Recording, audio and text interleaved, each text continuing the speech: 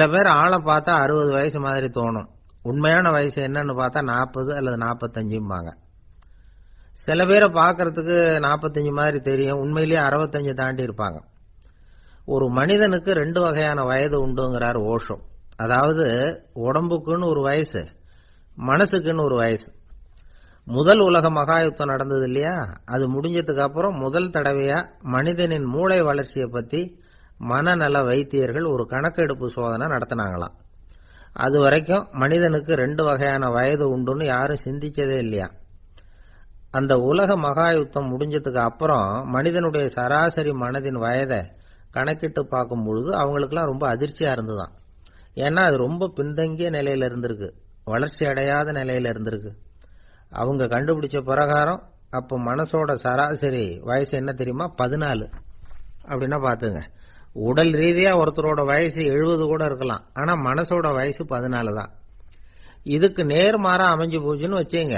அதாவது ஒருத்தருக்கு உண்மையிலேயே 14 வயசு, அதாவது உடலோட வயசு 14, அவரோட மனசின் வயசு 70ன்னு வச்சுக்கோங்க. இப்படி அமைஞ்சுட்டுதுன்னா அவர் சீக்கிரம் ஞானத்தன்மை அடைஞ்சிருவார் அப்படின்னு அர்த்தம். இப்ப நமக்கெல்லாம் உடம்போட வயசு மனசோட வயசு ரெண்டும் ஒன்னா இருந்துட்டா அதுவே போதும், அதுவே பெரிய விஷயம். இப்ப எமர்சன் கிட்ட போய் ஒருத்தர் கேட்டாரா உங்க வயசு என்ன அப்படின்னு, அவர் உடனே பதில் சொல்லியிருக்கார் 360 வருஷம் அப்படின்னாராம். கேட்டவர் குழம்பி போயிட்டார். அவர் என்ன சொல்றாரு, 360 வயசா, என்ன நம்ம காதல தான் சரியா விழலையா? எமர்சன் எப்பவும் உண்மையை பேசுற ஒரு சிறந்த அறிவாளி, அவர் இப்படிலாம் பொய் சொல்ல மாட்டாரே அப்படின்னு ஒரு யோசனை பண்ணிக்கிட்டே இவர் மறுபடியும் அவர் கிட்ட போனாராம். ஐயா, நீங்க சொன்னது சரியா என் காதல விழல, அதனால மறுபடியும் கேட்கிறேன் உங்க வயசு என்ன அப்படின்னாராம். எமர்சன் மறுபடியும் சொல்லியிருக்கிறார் 360 வருஷம்னு. வந்தவருக்கு உண்மையிலேயே அதிர்ச்சியா போயிட்டுது. அதுக்கப்புறம் மெதுவா ஆரம்பிச்சாராம். ஐயா, நீங்க சொல்றதை என்னால ஏத்துக்க முடியாது. எப்படி பார்த்தாலும் இப்போ உங்களுக்கு வயசு ஒரு 60க்கு மேல இருக்காதுன்னு நினைக்கிறேன் அப்படின்னாராம். நீங்க சொல்றது சரிதான், அது என் உடம்போட வயசுன்னாராம் எமர்சன். அப்படின்னா ஏற்கனவே நீங்க சொன்னது அப்படின்னு கேட்டிருக்காரு, அது என் மனசோட வயசு அப்படின்னாராம். நம்மளை பொறுத்த வரைக்கும் அறிவு தூசு படிஞ்சிருக்கு, அது மாதிரியே அன்பும் மாசுபட்டிருக்கு. இது ரெண்டையும் சுத்தம் பண்ண வேண்டியிருக்குது. அப்பதான் நாம சரியான வயசுல வாழ முடியும். ஒரு ஆசாமி இருக்கிறார், அவருக்கு உடம்போட வயசு அதிகம், மனசோட வயசு ரொம்ப குறைச்சல், குழந்தை மாதிரி. அவர் ஒரு ஆஸ்பத்திரியில படுத்திருக்கிறார். நர்சம்மா எல்லாருக்கும் மருந்து கொடுத்துட்டு போறாங்க. கொஞ்ச நேரம் கழிச்சு திரும்பி வந்தாங்க. அப்ப இவர் அந்த அம்மாவை கூப்பிட்டு சொல்றார், இதை பாருங்க சிஸ்டர், நீங்க எல்லாருக்கும் சின்ன சின்ன மாத்திரையா கொடுத்துட்டு எனக்கு மட்டும் நீளமான மாத்திரையா கொடுத்துட்டீங்க, முழுங்கறதுக்கு ரொம்ப கஷ்டமா போச்சு, இனிமே எனக்கும் சின்ன மாத்திரையா கொடுங்க சிஸ்டர் அப்படின்னாராம். அந்த அம்மா உடனே அதிர்ச்சி ஆகி தலையில அடிச்சுக்கிட்டாங்களாம். நான் கஷ்டப்பட்டு மாத்திரையை முழுங்கினத்துக்கு நீங்க ஏமா தலையில தட்டிக்கிறீங்க அப்படின்னு கேட்டிருக்காரு இவர். இதுக்கு அவங்க சொல்லியிருக்கிறாங்க, நான் உங்களுக்கு கொடுத்துட்டு போனது மாத்திரை இல்லைங்க, அது தெர்மாமீட்டர் அப்படின்னாங்களாம்.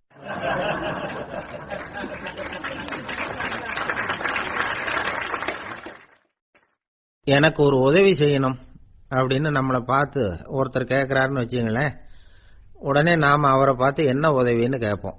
இதுதான் சராசரி மனிதர்களின் இயல்பு. ஆனா ஒருத்தர் எனக்கு ஒரு உதவி செய்யணும் அப்படின்னு கேட்ட உடனே என்ன உதவின்னு கூட கேட்காம சரி செய்யறேன் அப்படின்னு ஒத்துக்கிறது இருக்கு பாருங்க, அது கொஞ்சம் அபூர்வம். அந்த காலத்துல ஒருத்தர் இருந்தார். அவர் எப்படி தெரியுமா, உதவி கேட்கறவங்க நல்லவங்களா கெட்டவங்களா அப்படின்னு கூட பார்க்கல, தனக்கு நன்மையா தீமையா அப்படின்னு கூட பார்க்கல, உதவி செய்யறேன்னு புறப்பட்டுட்டார். அவர் யார் தெரியுமா, அவர் தான் நல சக்கரவர்த்தி. அவர் மாதிரி நாமும் உதவி கேட்கறவங்களுக்கு உடனே உதவி செய்யறதுக்கு தயாரா இருக்கணும் அப்படின்னு சொன்னார் ஒரு ஆன்மீக பேச்சாளர்.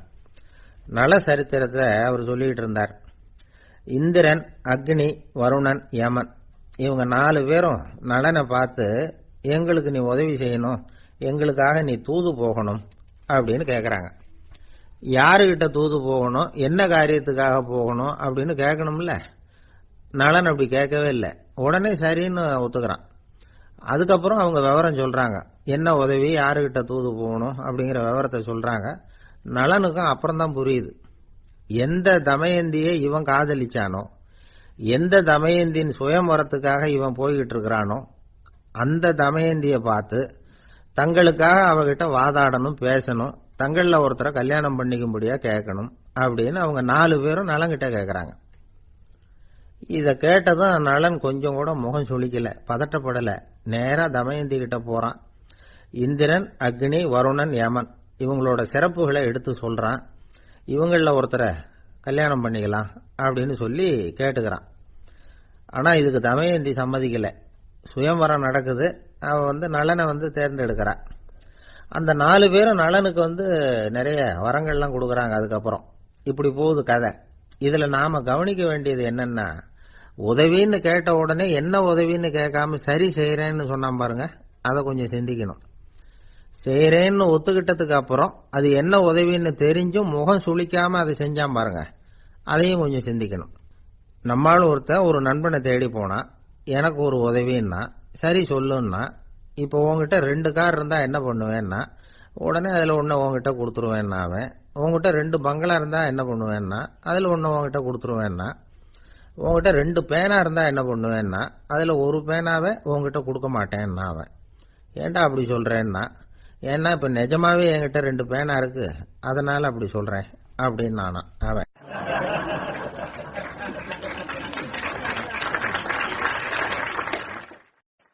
தானத்துல சிறந்தது எது அப்படின்னு ஒரு கேள்வியை கேட்டு, தானத்துல சிறந்தது நிதானம் அப்படின்னு அதுக்கு ஒரு பதிலும் சொல்றவங்க உண்டு. நிதானம் ரொம்ப அவசியம். அதுவும் இன்றைய உலகத்துக்கு ரொம்ப அவசியம். இன்னைக்கு உலகம் ரொம்ப பரபரப்பா போய்கிட்டு இருக்குது. பொறுமையா இருக்கணும்னு நினைக்கிறவங்களால கூட அப்படி இருக்க முடியறதில்ல. பொறுமையை சோதிக்கிறது மாதிரி பல சம்பவங்கள். அதையெல்லாம் சந்திச்சே தீர வேண்டி இருக்குது. எங்க போனாலும் கியூல நிக்க வேண்டி இருக்குது. எங்க போனாலும் காத்துக்கிட்டு இருக்க வேண்டி இருக்கு. ஆபீஸ்லயோ வீட்லயோ கூட நீங்க நிதானமா பொறுமையா நடந்துக்க தெரியலன்னா உங்களுக்கு சிடுமூஞ்சி, முசுடு இப்படிலாம் பேர் வச்சிருவாங்க. அது உங்களுக்கு தேவையா? சரி, வாழ்க்கையில் பொறுமைசாலின்னு பேர் வாங்கறதுக்கு என்ன வழி? முதல் பாயிண்ட், நீங்க நினைக்கிறது, எதிர்பார்க்கறது, செய்யறது எல்லாமே 100% கரெக்டா நடக்கணும்னு ஆசைப்படக்கூடாது. எதுவா இருந்தாலும் அதுல ஓரளவுக்கு தவறு நடக்கலாம் அப்படிங்கறத எதிர்பார்த்தே இருக்கணும். ஓரளவுக்கு அதை அனுமதிக்கணும். ஒரு நண்பரை 6 மணிக்கு ஒரு இடத்துக்கு வர சொல்லி இருக்கிறீங்க. 6 மணிக்கு அவர் வரல, உடனே பொறுமை இழந்து நடந்துக்கப்படாது. ஒரு 10 நிமிஷம் டிலே ஆகலாம். ஒரு வர்ற வழியில பஸ்ஸு கூட ஏதாவது டிராபிக்ல மாட்டிருக்கலாம்.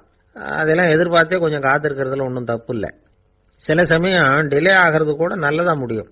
ஒரு பஸ்ஸை தவற விட்டுட்டு, ஐயோ கொஞ்சம் ஒரு 2 நிமிஷம் முன்னாடி வந்திருந்தா பிடிச்சிருக்கலாமே அப்படின்னு தவிச்சுக்கிட்டு இருப்பாங்க சில பேர். அடுத்தபடியா வர்ற பஸ் நேரடியா நீங்க போக வேண்டிய இடத்துக்கே கொண்டு போய் விடுற பஸ்ஸா கூட இருக்கலாம். அது உங்களுக்கு முன்னாடி தெரியாதுல்ல. சில நெருக்கடியான சூழ்நிலைகளை தமாஷா எடுத்துக்கிறதுக்கு பழகிக்கணும். சில இடங்களுக்கு போறப்ப காத்திருக்கிறதுக்கு நம்ம மனசை தயார்படுத்திக்கிட்டே போகணும். ஒரு ரயிலுக்கோ பஸ்ஸுக்கோ அல்லது விமானத்துக்கோ கப்பல் பிரயாணத்துக்கோ போறப்போ அங்க போய் நீங்க மணிக்கணக்கில் கூட காத்துக்கிட்டு தான் இருக்கணும். புறப்படுற நேரம் கூட மாறலாம். நீங்க போய் சேர்ந்ததும் அது உடனே புறப்படணும்னு கட்டாயமா என்ன? அது மாதிரி சமயத்துல படிக்கிறதுக்குன்னு சில சுவாரஸ்யமான புத்தகங்களையும் கையில் எடுத்துக்கலாம். உங்களை சுத்தி எவ்வளவோ சுவாரஸ்யமான சம்பவங்கள் நடந்துகிட்டு இருக்குது இல்ல, அதையெல்லாம் வேடிக்கை பாருங்க. எதுக்காக காத்துக்கிட்டு இருக்கிறோமோ அந்த காரியத்துல உண்மையாவே நமக்கு ஒரு அக்கறை இருந்தா நமக்கு போர் அடிக்காது. சில கோயில்கள்ல பார்த்திருப்பீங்க, தரிசனத்துக்காக பக்தர்கள் நாள் கணக்குல காத்துக்கிட்டு இருப்பாங்க. அவங்க எல்லாம் அழுத்துக்கிறது இல்ல. ஆண்டவனை தரிசிக்கணுங்கிற உண்மையான அக்கறை இருக்கிறதுனால அவங்களுக்கு போர் அடிக்கிறது இல்ல. ஆனா சில சினிமா தியேட்டர்ல கூட பார்க்கலாமே, சினிமா கியூ கூட அப்படிதான். சாயந்தரம் 6 மணி ஆட்டத்துக்கு காலம்பரம் 6 மணிக்கே போய் கூட காத்துக்கிட்டு இருப்பாங்க. அவங்களுக்கு எல்லாம் போர் அடிக்காது, படம் பார்க்குற ஆர்வம். இன்னொரு முக்கியமான விஷயத்த நாம பழக்கப்படுத்திக்கணும். லிவ் ஃபார் தி மூமெண்ட் அப்படிங்கிறாங்க நிபுணர்கள். ரொம்ப பேர் எப்படின்னா அடுத்தபடியா நடக்க போற விஷயத்திலேயே கவனமா இருப்பாங்க. அந்த நினைப்புலயே இந்த நிமிஷத்தை பொறுமை இல்லாம கழிப்பாங்க. ஒருத்தர் இருக்கார், அவர் எப்படின்னா ஆபீஸ் முடியறதுக்குள்ளேயே சார் 5 மணிக்கெல்லாம் ரெடியா இருங்க, நாம அந்த ஹோட்டல்ல போய் டிஃபன் சாப்பிடணும் அப்படின்னு 4 மணிலேருந்து சொல்லிட்டு இருப்பார். 4:55 பரபரப்பா ஓடி வருவார். 2 பேரும் புறப்படுவோம், ஹோட்டலுக்கு போவோம், சாப்பிட்டுக்கிட்டு இருப்போம். அப்படி சாப்பிட்டுட்டு இருக்கிறப்ப சார் சாப்பிட்டு முடிச்சதும் நேரா ஒரு ஜவுளி கடைக்கு போறோம் அப்படிம்பார். பரபரக்க சாப்பிட்டு முடிப்பார், புறப்படுவார். ஜவுளி கடையில அவசரமா சீக்கிரம் பில் போடுங்க சார், சினிமாவுக்கு நேரம் ஆயிடும் பாரு. சினிமா தியேட்டர்ல உட்காந்து அடுத்தபடியா எங்க டின்னர் சாப்பிடுறதுன்னு யோசனை பண்ணிட்டு இருப்பார்.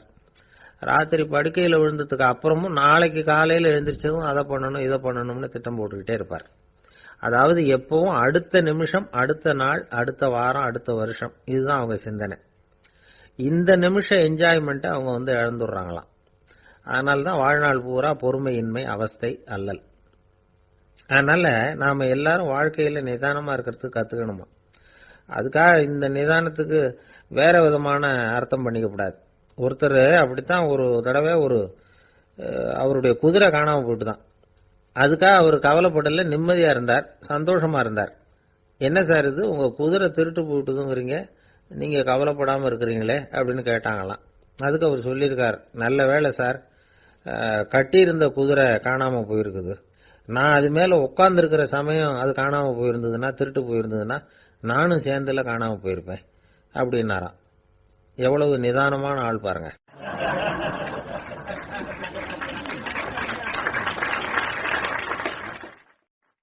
நாட்டுல நல்லவங்க ஒருத்தர் 2 பேர் இருக்கிறதுனால தாங்க மழையே பெய்யுது அப்படின்னு சொல்றது உண்டு. நல்லார் ஒருவர் உளரேல் அவர் பொருட்டு எல்லாருக்கும் பெய்யும் மழை. சில சமயம் ரொம்ப பேர் திடீர்னு நல்லவங்களா ஆயிடுவாங்க போல இருக்கு. அதனாலதான் விடாம பேய் மழையா கொட்டி தீர்த்துடுது. எல்லாரும் நல்லவங்களாயிட்டா உலகமே தாங்காது போல இருக்க. அப்பப்ப ஒருத்தர் 2 பேர் நல்லவங்களாகணும், அப்பதான் சீரா மழை பெய்யும். மாசத்துக்கு 3 பேர் நல்லவங்களானா மாதம் மும்மாரி பொழியும். இதெல்லாம் வேடிக்கை பேச்சு. இப்போ இதெல்லாம் ஒரு பக்கம் இருக்கட்டும், இப்போ விஷயத்துக்கு வருவோம். ஒரு கும்பல்ல நல்லவன் யாரு அப்படிங்கறத எப்படி கண்டுபிடிக்கிறது? இதுக்கு ஒரு வேடிக்கை கதை உண்டு. என்னுடைய நண்பர் ஒருத்தருக்கு அவங்க பாட்டியம்மா சொன்ன கதையா அது. அது என்ன கதைன்னா, ஒரு ஊர்ல ஒரு சமயம் பலமான மழை பெய்ய ஆரம்பிச்சுட்டுதான். இடி மின்னல் ரொம்ப கடுமையா இருந்திருக்குது. ஆரம்பிச்ச மழை வர வர கடுமையா ஆகிட்டு இருக்குதே தவிர நிக்கிற பாடா தெரியல. ஊரு ஜனங்கள்லாம் பார்த்தாங்க. இதுக்கு மேலேயும் வீட்டுக்குள்ள இருந்தா ஆபத்துங்கிறத புரிஞ்சுக்கிட்டாங்க. ஏன்னா வீடெல்லாம் இடிஞ்சு விழுந்துருமோங்கிற பயம். உடனே எல்லாரும் புறப்பட்டு ஊருக்கு பொதுவா இருந்த ஒரு மண்டபத்துல போய் தங்கிக்கிட்டாங்க. மின்னல் கடுமையா இருந்தது. இடி எந்த நேரத்திலையும் விழலாம்ங்கிற நிலைமை. எப்போ விழலாம்னு பார்த்துக்கிட்டு இருக்குது. அந்த மண்டபத்துல இருந்த ஜனங்கள் மனசுக்குள்ள ஒரு பயம். நம்ம கூட்டத்துல யாராவது ஒரு கெட்டவன் பாவம் பண்ணவன் இருந்தா கூட இடி இந்த மண்டபத்துல விழுந்துரும், அது எல்லாருக்கும் ஆபத்து அப்படின்னு நினைச்சாங்க.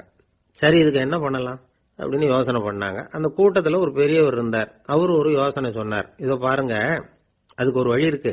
அதோ எதிர்த்தாப்புல கொஞ்சம் தூரத்துல ஒரு உயரமா மரம் ஒண்ணு இருக்கு பாருங்க. பொதுவா இடி சுலபமா விழறது அது மாதிரி உயரமான மரத்துல தான்.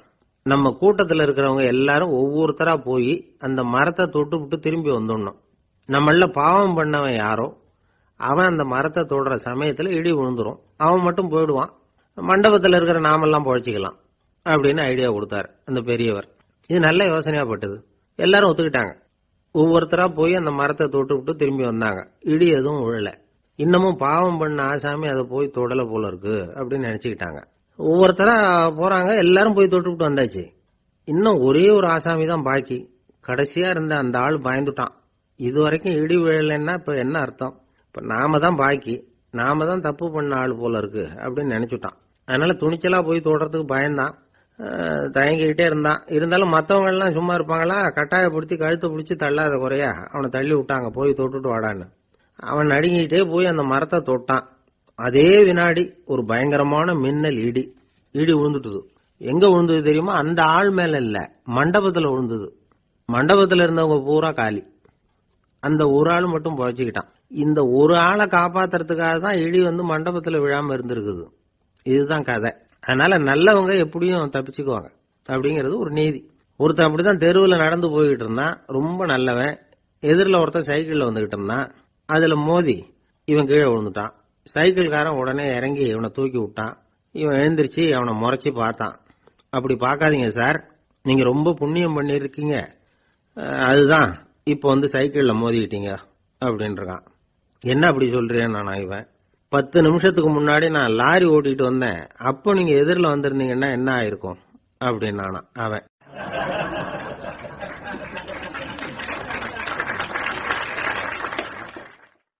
ஒரு ஊர்ல ஒரு ஆள் இருந்தான், தையல் கடை வச்சிருந்தான்.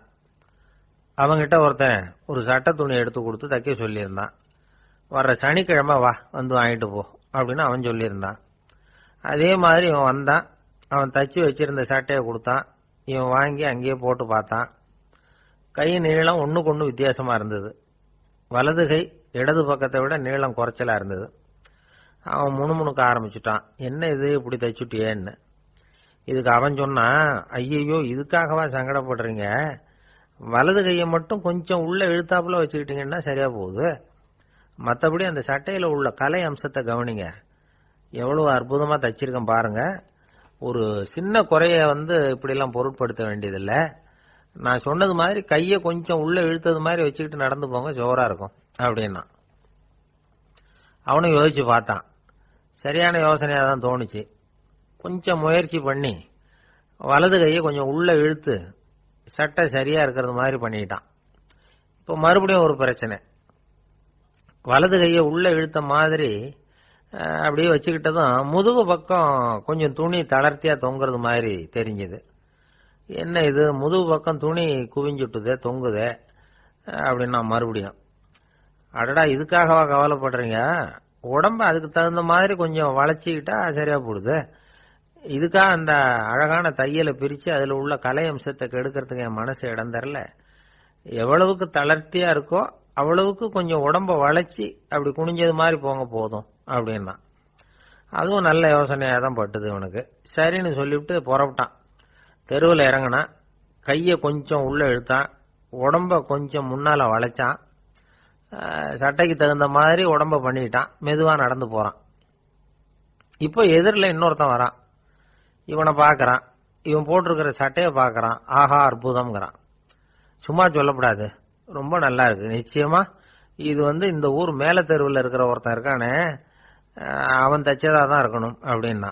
இதை கேட்டதும் அவனுக்கு ஆச்சரியம். எப்படி அவ்வளவு கரெக்டா கண்டுபிடிச்சிங்க அப்படின்னு கேட்டிருக்கான். இதுக்கு அந்த வழிபோக்கன் சொன்னானா, அவன் ரொம்ப கெட்டிக்காரன், உங்களை மாதிரி உடம்பும் கையும் வளைஞ்சு போன ஒரு ஆசாமிக்கு அவனை தவிர வேற யாராலேயும் இவ்வளவு பொருத்தமான ஒரு சட்டையை தைக்க முடியாது அப்படின்னானா. பாருங்க, அவனுக்காக இவன் அனுசரிக்க போய் இவனோட நிலைமை எப்படி ஆயிட்டுது பாருங்க. இதே மாதிரி தான் சில சடங்குகளும் சம்பிரதாயங்களும் நம்மளை கோமாளி ஆக்கி விட்டுரும். எதுவா இருந்தாலும் அதுல அறிவுபூர்வமான அணுகுமுறை அவசியம். ஒரு நர்ஸ் அவசரமா ஓடி டாக்டர் கிட்ட சொல்லிச்சான், டாக்டர் ஒரு தப்பு நடந்து போச்சு, 10ஆம் நம்பர் பெட்ல இருக்கிற பேஷண்ட்டுக்கு காலில் ஆபரேஷன் பண்றதுக்கு பதிலாக கையில் ஆபரேஷன் பண்ணி விட்டீங்க. கை ஆபரேஷன் பண்ணிக்க வேண்டிய ஆள் 7ஆம் நம்பர் பெட்ல இருக்கார் அப்படின்னு தான். அதுக்கு இவர் பதட்டப்படாம சொன்னாராம், பரவாயில்ல இவரை தூக்கி 7ஆம் நம்பர் பெட்ல போட்டுரு அப்படின்னாராம்.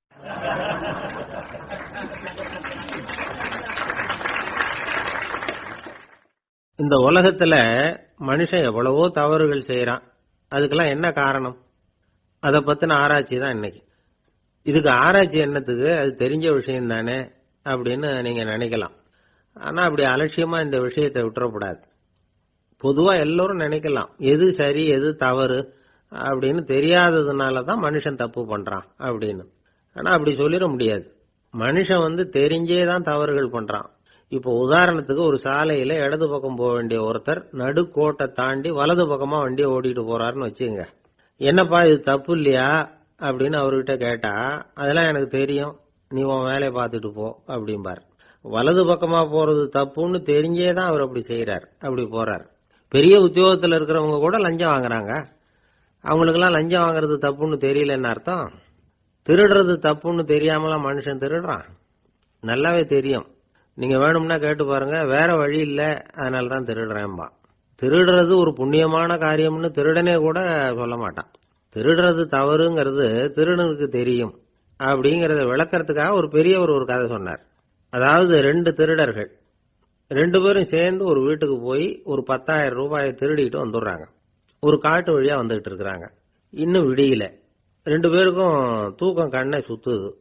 சரி இப்படியே ஒரு மரத்தடியில படுத்து தூங்குவோம், காலையில விடிஞ்சதும் இந்த பணத்தை 2 பேரும் பங்கு போட்டுக்குவோம் அப்படின்னு முடிவு பண்றாங்க. அதே மாதிரி படுத்து தூங்குறாங்க. நடு ராத்திரியில ஒரு திருடன் முழிச்சுக்கிறான். விடிகிற வரைக்கும் காத்துக்கிட்டு இருந்தா 5,000 ரூபா தான் கிடைக்கும், இப்பவே கம்பி நீட்டினா 10,000 ரூபா கிடைக்கும் அப்படின்னு யோசிச்சு பார்த்துட்டு ஒரு முடிவுக்கு வந்தான். மெதுவா அந்த 10,000த்தையும் சுருட்டிக்கிட்டு அடுத்தவனுக்கு தெரியாம ஓடி போயிட்டான். விடியுது. அடுத்தவன் எழுந்திரிச்சு பாக்குறான், பணத்தையும் காணல, பாகஸ்தனையும் காணல. இந்த திருடன் அந்த திருடனை திட்டுறான், திருட்டு பய, அயோக்கிய பய, இப்படி அநியாயமா கிளப்பிட்டு போட்டானே அப்படிங்கிறான். இதுல இருந்து என்ன தெரியுது? தெரியாம எடுத்துக்கிட்டு போறது திருட்டு, அயோக்கியத்தனம், அநியாயம் அப்படிங்கிறது இவனுக்கு தெரிஞ்சிருக்குது. அதனாலதான் அடுத்தவனை பார்த்து இப்படி திட்டுறான். அதனால தெரியாததுனால மனுஷன் தவறு பண்றான்னு சொல்றது சரியில்லை. அப்படின்னா மனுஷன் பண்ற தவறுகளுக்கு உண்மையான காரணம் தான் என்ன? இதே சந்தேகம் அர்ஜுனனுக்கும் வந்துதான்.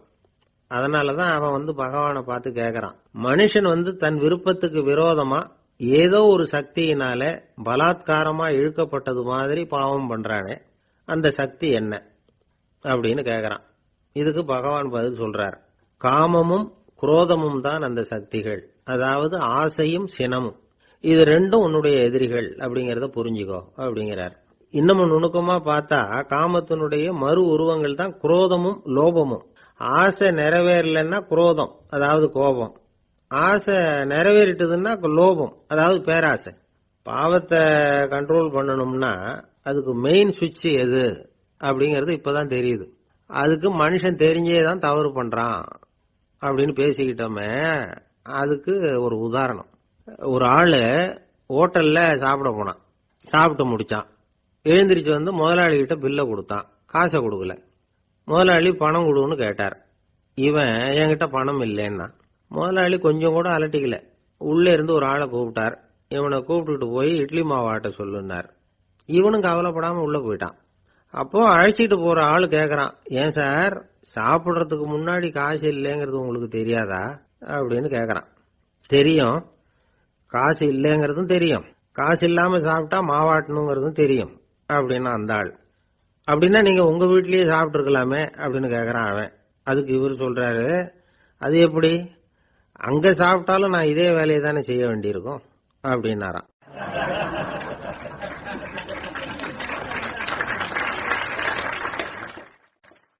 கப்பல் கடல்ல போய்கிட்டு இருக்கு. புயல், சூறாவளி, அலையெல்லாம் பெருசு பெருசா ரொம்ப உயரமா உண்டாகுது. கடுமையான காற்றிலேயும் வேகமான அலைகள்லேயும் சிக்கி அந்த கப்பல் தடுமாறுது. திசை மாறி போச்சு. எந்த பக்கம் போயிட்டு இருக்கிறோம்னே தெரியல. அந்த கப்பலை செலுத்திக்கிட்டு இருந்த மாலுமி ரொம்ப சாமர்த்தியமா செயல்பட்டார். தன்னுடைய அறிவாற்றலையும் திறமையையும் முழுமையா பயன்படுத்தினார். அந்த கப்பலை கட்டுப்படுத்தினார். மெதுவா அந்த சூறாவளியிலிருந்து கப்பலை காப்பாத்தி கரைக்கு கொண்டுட்டு சேர்த்துட்டார். மாலுமின்னு ஒருத்தர் இருந்ததுனால அந்த மரக்கலம் காப்பாற்றப்பட்டது. மாலுமின்னு ஒருத்தர் இல்லைன்னு வச்சுக்குங்க, அந்த கப்பலோட கதி என்னவா இருக்கும் யோசிச்சு பாருங்க. ஒரு கோபக்காரனுடைய நிலைமையும் அப்படித்தானா. கோபக்காரன்கிறவன் ஒரு மாலுமி இல்லாத மரக்கலம் அப்படிங்கிறார் நபிகள் நாயகம். கொந்தளிக்கிற கடல்ல கொடுமையான அலைகளின் உச்சியில அல்லல் படுகிற மரக்கலத்தை விட மோசமானது கோபக்காரனின் நிலைமை அப்படிங்கிறது அவருடைய கருத்து. அது மாதிரி இதுன்னு சொல்லல, அதை விட மோசம் இது அப்படிங்கிறார். ஏன் தெரியுமா? ஒரு கப்பல் கடல்ல தடுமாறினா அதை சரிப்படுத்த மாலுமி இருக்கிறார். அவர் தன்னுடைய சாமர்த்தியத்தினால அதை கட்டுப்படுத்தி சரியான வழிக்கு கொண்டுட்டு வந்துருவார். ஆனா கோபக்காரனுடைய நிலைமை அப்படி இல்லை அப்படிங்கிறார் நபிகள் நாயகம். மனித மனம் ஒரு மரக்கலம், அறிவு அதுல இருக்கிற மாலுமி. மாலுமி மரக்கலத்தை செலுத்துறான், அவனுக்கு கட்டுப்பட்டு அது ஓடுது. ஆனா கோபக்காரன்கிற மனுஷங்கிட்ட அறிவுங்கிற மாலுமி சரியா வேலை செய்ய மாட்டான். ஏன்னா கோபம் அந்த மாலுமியின் கண்களை அவிச்சிரும், காதுகளை கேட்காம பண்ணிவிடும்.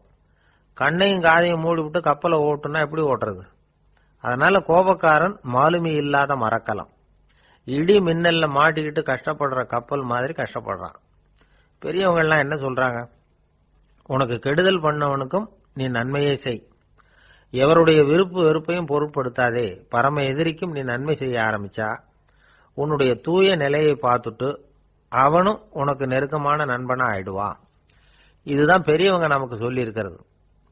புனித குர்ஆன் சொல்றது என்ன? தீமையை நன்மையை கொண்டே நீர் தடுத்துக் கொள்ளும் அப்படின்னு சொல்லப்பட்டிருக்கிறதுல. இன்னா செய்தாரை ஒருத்தல் அவர் நாண நன்னயம் செய்து விடல் அப்படிங்கிறார் திருவள்ளுவர். செல்வந்தர் ஒருத்தர்கிட்ட ஒரு சிறுவன் ஆடு மேய்ச்சிக்கிட்டு இருந்தானா. பெரியவர் அவனை கூப்பிட்டு, நீ நேரா போய் ஒரு ஆட்டுல உள்ள ரொம்ப நல்ல பகுதி எதுவோ அதை எடுத்துட்டு வா அப்படின்னாராம். இவன் போனான். ஒரு ஆட்டு உடம்புல இருந்த நாக்கு, இருதயம், இது ரெண்டையும் எடுத்துட்டு கொடுத்தானா. பெரியவர் வாங்கி பார்த்தார். அதுக்கப்புறம் இப்ப நீ போய் இன்னொரு ஆட்டுல இருக்கிற ரொம்ப கெட்ட பகுதி எதுவோ அதை எடுத்துட்டு வா அப்படின்னாராம். இவன் போய் எடுத்துட்டு வந்தான். அவன் கையில இருந்தது மறுபடியும் அதே மாதிரி நாக்கு, இருதயம், இது ரெண்டும் தான்.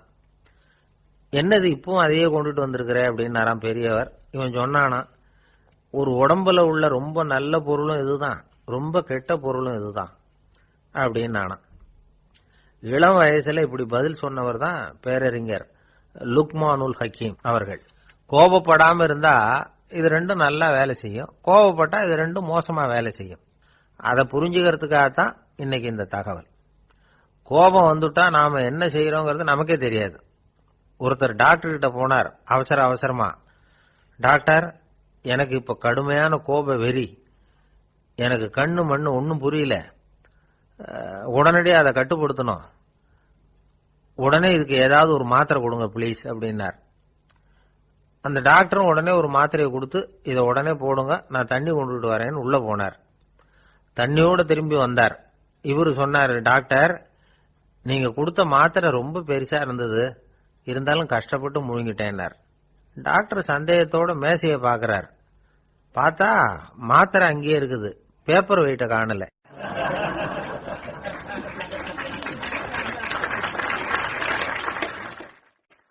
நம்மள மாதிரி ஒரு ஆசாமி அவன் நம்மள மாதிரியே கற்பனை பண்ணான். அதாவது நாம தான் இந்த உலகத்துல ரொம்பவும் கஷ்டப்படுறோம், மற்றவங்க எல்லாம் சந்தோஷமா இருக்கிறாங்க அப்படின்னு அவன் நினைச்சுக்கிட்டான். அவன் ஒரு நாள் கடவுளை வேண்டிக்கிட்டானா, சுவாமி, இந்த உலகத்துல எவ்வளவோ பேர் இருக்கிறாங்க, ஒவ்வொருத்தருக்கும் ஒவ்வொரு விதமான கஷ்டம் இருக்கலாம், ஒத்துக்கிறேன், இருந்தாலும் எனக்கு அது கொஞ்சம் அதிகமா இருக்கிறது மாதிரி தெரியுது, அதனால நீங்க எனக்காக ஒரு சின்ன உதவி செஞ்சா போதும். அது வேற ஒண்ணும் இல்ல, என்கிட்ட இருக்கிற துயரங்களை இன்னொருத்தர் யாருகிட்டயாவது கொடுத்துருங்க, அவர்கிட்ட இருக்கிற துயரங்களை என்கிட்ட மாத்தி கொடுத்துருங்க, ஒரு மியூச்சுவல் டிரான்ஸ்பர், அவ்வளவுதான், அப்படி பண்ணிவிட்டா போதும் அப்படின்னு வேண்டிக்கிட்டானா. அன்னைக்கு ராத்திரியே அவன் ஒரு கனவு கண்டிருக்கான். வானத்திலிருந்து ஒரு குரல் கேட்டிருக்கு. அது என்ன சொல்லிச்சு தெரியுமா? ஏ ஜனங்களே, எல்லாரும் அவங்கவுங்க கஷ்டங்களை ஒரு பையில போட்டு எடுத்துக்குங்க, அப்படி எடுத்துக்கிட்டு நேரா இந்த ஊர் எல்லையில இருக்கிற கோயிலுக்கு வந்து சேருங்க அப்படின்னு அந்த குரல். ஆஹா, கடவுள் நம்ம பிரார்த்தனைக்கு செவி சாய்ச்சுட்டார் அப்படின்னு சந்தோஷப்பட்டான் இவன். உடனே என்ன பண்ணா, தன்கிட்ட இருந்த கஷ்டத்தையெல்லாம் ஒரு சாக்கு பையில போட்டு எடுத்துக்கிட்டான். வீட்டை விட்டு வெளியில வந்தான். தெருவில் இறங்கி நடக்கிறான். அங்க பார்த்தா ஏகப்பட்ட பேர் ஆளுக்கு ஒரு பைய தூக்கிக்கிட்டு கோயிலுக்கு போயிட்டு இருக்கிறாங்க. சில பேர் மூட்டையா கட்டி தலையில சுமந்துக்கிட்டு போயிட்டு இருக்கிறாங்க. இவன் பார்த்தான். இவனுக்கு ரொம்ப ஆச்சரியமா இருந்தது. ஏன்னா எல்லாரும் வச்சிருக்கிற பைய இவன் பைய விட பெருசா இருந்தது. இவன் பை தான் இருக்கிறதுலயே கொஞ்சம் சின்னதா தெரிஞ்சது. இப்ப அவன் மறுபடியும் சாமியை வேண்டிக்கிட்டான், கடவுளே, இப்ப உள்ள சூழ்நிலையை கவனிச்சா என்கிட்ட இருக்கிற பைய பரவாயில்லன்னு தோணுது, அதனால வேற பைய எதையும் மாத்த வேணாம், இதுவே பரவாயில்ல, இந்த பையோட திரும்பி வீட்டுக்கு போனா போதும்னு நினைக்கிறேன் அப்படின்னு ஏதோ நினைக்க ஆரம்பிச்சுட்டான் அவன். எல்லாரும் கோயிலுக்கு போய் சேர்ந்தாங்க. கோயில்ல அந்த குரல் மறுபடியும் கேட்டுது. எல்லாரும் அவங்கவுங்க பைகளை சுகத்துல தொங்க விடுங்க, திடீர்னு விளக்குகள் அணையும், மணி அடிக்கப்படும், அதுதான் அடையாளம். அந்த சமயத்துல இருட்டுல உங்களுக்கு வேண்டிய பைய நீங்க மாத்தி எடுத்துக்கலாம், தேர்ந்தெடுத்துக்கலாம். வெளிச்சம் இருக்கிறப்பவே உங்களுக்கு பிடிச்ச பைக்கு பக்கமா பார்த்து நீங்க நின்னுக்கலாம் அப்படின்னு சொல்லி விவரம் சொல்லிச்சான் அந்த குரல். அப்படி சொன்னதுக்கு அப்புறம் திடீர்னு விளக்கு அணைஞ்சுது, மணி அடிச்சுது. கொஞ்ச நேரம் கழிச்சு மறுபடியும் விளக்குகள்லாம் எரிஞ்சுது. இப்போ பார்த்தா எல்லாரும் அவங்கவுங்க பையையே கெட்டியா பிடிச்சிட்டு நிக்கிறாங்க. இவனும் அப்படியே நிக்கிறான். இவன் மெதுவா பக்கத்துல நிக்கிறவங்க கிட்ட கேட்டானா, ஏன் நீங்க பைய கையிலேயே வச்சிருக்கிறீங்க, செவுத்துல மாட்டலையா அப்படின்னு கேட்டிருக்கான். இல்லப்பா, நீ ஏன் கையிலேயே வச்சிருக்கிறியோ அதே காரணத்துக்காக தான் நாங்களும் வச்சிருக்கிறோம். நம்ம கவலைகளை பத்தி நமக்கு ஓரளவுக்காவது தெரியும், ஆனா மற்றவங்க கவலைகள் நமக்கு பரிச்சயம் இல்லாதவை, பழக்கம் இல்லாதது. அதனால நமக்கு தெரிஞ்ச கவலைகளை சமாளிக்கிறது சுலபம். தெரியாததை சமாளிக்கணும்னா மறுபடியும் ஆரம்பத்திலிருந்து ஆரம்பிக்கணும். அதனால பழைய நண்பர்களோடு வாழறது தான் மேல் அப்படின்னு நானான். அதுக்கப்புறம் அவன் தன்னோட பைய போதும்னு வீட்டுக்கு திரும்பி வந்துட்டானான். இது ஒரு பெரியவர் சொல்லி இருக்கிற கதை. அதனால நம்ம கிட்ட இருக்கிற கஷ்டங்கள் தான் பெருசு, அதை இன்னொருத்தங்கிட்ட கொடுத்துட்டு மாத்திக்கலாம் அப்படின்னு நினைக்கிறது தப்பு. இதே மாதிரி இன்னொரு சம்பவம். ஒரு ஊர்ல ஒரு நாள் ராத்திரி ஆகாயத்திலிருந்து கடவுள் குரல் கேட்குது, இந்த ஊர்ல இருக்கிற ஜனங்கள்லாம் கொஞ்சம் கவனிங்க, உங்களுக்கு ஒரு செய்தி. அதாவது இங்க இருக்கிற ஜனங்கள்லயே கொஞ்சம் கூட கவலையே இல்லாத ஆள் யாருன்னு எனக்கு தெரியணும். அதனால எல்லாரும் அவங்க கவலைகளை ஒரு பையில போட்டு எடுத்துக்கிட்டு கோயிலுக்கு வாங்க அப்படின்னார் கடவுள். உடனே வரிசையா எல்லாரும் வர ஆரம்பிச்சாங்க. எல்லார் கையிலையும் பை இருந்தது, சின்னதும் பெருசுமா. கவலையே இல்லாத ஆள் யாருன்னு தேடினார் கடவுள். ஒரே ஒரு ஆள் மட்டும் கையில எதுவும் இல்லாம வெறும் கையை வீசிக்கிட்டு ரொம்ப ஜாலியா நடந்து வந்துகிட்டு இருந்தான். கடவுள் அவங்ககிட்ட போனார். ஏன்பா உனக்கு கவலையே இல்லையா அப்படின்னு கேட்டார். எனக்கும் சில கவலைகள்லாம் உண்டு அப்படின்னு அவன். எங்க அதெல்லாம்னு கேட்டிருக்காரு கடவுள். பின்னாடி லாரியில வந்துகிட்டு இருக்கு அப்படின்னு அவன்.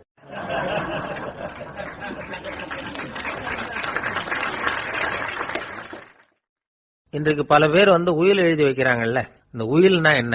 அதாவது ஒரு நபர் தனக்கு பின்னாடி தன்னுடைய சொத்துக்கள் யாருக்கு போய் சேரணும்னு நினைக்கிறாரோ அந்த நினைப்பை சட்டப்படி உறுதிப்படுத்துறது தான் உயில். சரி, உயிலை யாரு எழுதலாம்? 18 வயசு பூர்த்தியான யாரும் உயில் மூலமா சொத்துக்களை விநியோகிக்கலாம். கண் பார்வை இல்லாதவங்க, காது கேளாதவங்க, வாய் பேச முடியாதவங்க, இவங்கெல்லாம் கூட உயில் எழுதி வைக்கலாம். புத்தி சுவாதீனம் இல்லாதவங்க கூட சில சமயம் புத்தி தெளிவா இருந்தா உயில் எழுதலாமா. குடிபோதையில் இருக்கிறவங்க, தாங்கள் என்ன செய்யறோம்ங்கிறது தெளிவா அறிய முடியாதவங்க, நோய் நொடியில் இருக்கிறவங்க, இவங்கெல்லாம் உயில் எழுத முடியாது. ஒருத்தரை நிர்பந்தப்படுத்தி ஏமாத்தி அல்லது சுய நினைவில்லாத ஒருத்தர்கிட்ட எழுதி வாங்கி வைக்கிற உயில் செல்லாது. உயிலை இந்த முறையில தான், இந்த படிவத்துல தான் எழுதணும்னு சட்டத்துல விதி எதுவும் கிடையாது. இதுக்கு முத்திரை கட்டணமும் கிடையாது. உயிலை வெற்று காகிதத்துல எழுதலாம். அச்சு அடிக்கணும், டைப் அடிக்கணுங்கிற அவசியம் கூட இல்ல. கையாலேயே கூட எழுதலாம். எழுதி இருக்கிறது புரியணும், அவ்வளவுதான். குறைந்தபட்சம் 2 சாட்சிகளை வச்சுக்கிட்டு உயில் எழுதுறவர் அதுல கையெழுத்து போடணும். கையெழுத்து போட தெரியாதுன்னா இடது கை பெருவிரல் ரேகை வைக்கலாம். உயில் சாசனத்துக்கு சாட்சிகள் கையெழுத்து இல்லைன்னாலும் அது செல்லாது. அப்புறம் பிரிவிலேஜ்டு வில் அப்படின்னு இருக்கு, அதுக்கு மட்டும் சாட்சிகள் தேவையில்லை. அது என்னன்னா, இந்த விமானப்படை, கப்பல் படை அல்லது யுத்தத்துல பணிபுரியும் நபர்கள் அவங்கெல்லாம் இருக்கிறாங்க இல்லையா, அப்படிப்பட்டவங்க எழுதுற உயில் அது. அதுக்கு சில விசேஷ சலுகைகள் உண்டு. ஒருத்தர் முதல்ல ஒரு உயில் எழுதி வைக்கிறார், அதுக்கப்புறம் மனசு மாறி போகுது, அது வேணாம்னு நினைக்கிறார், ரத்து செஞ்சுடலாம். அதுக்கப்புறம் வேற உயிலும் எழுதலாம். உயிரோட இருக்கிற வரைக்கும் எத்தனை தடவை வேணும்னாலும் உயில் எழுதலாம். கடைசியா எழுதப்பட்ட உயில் சட்டப்படி சரியா இருந்தா அதுதான் அமலுக்கு வரும். சரி, எழுதுற உயில ரகசியமா வச்சிருக்கிறது எப்படி? இது ஒரு கேள்வி.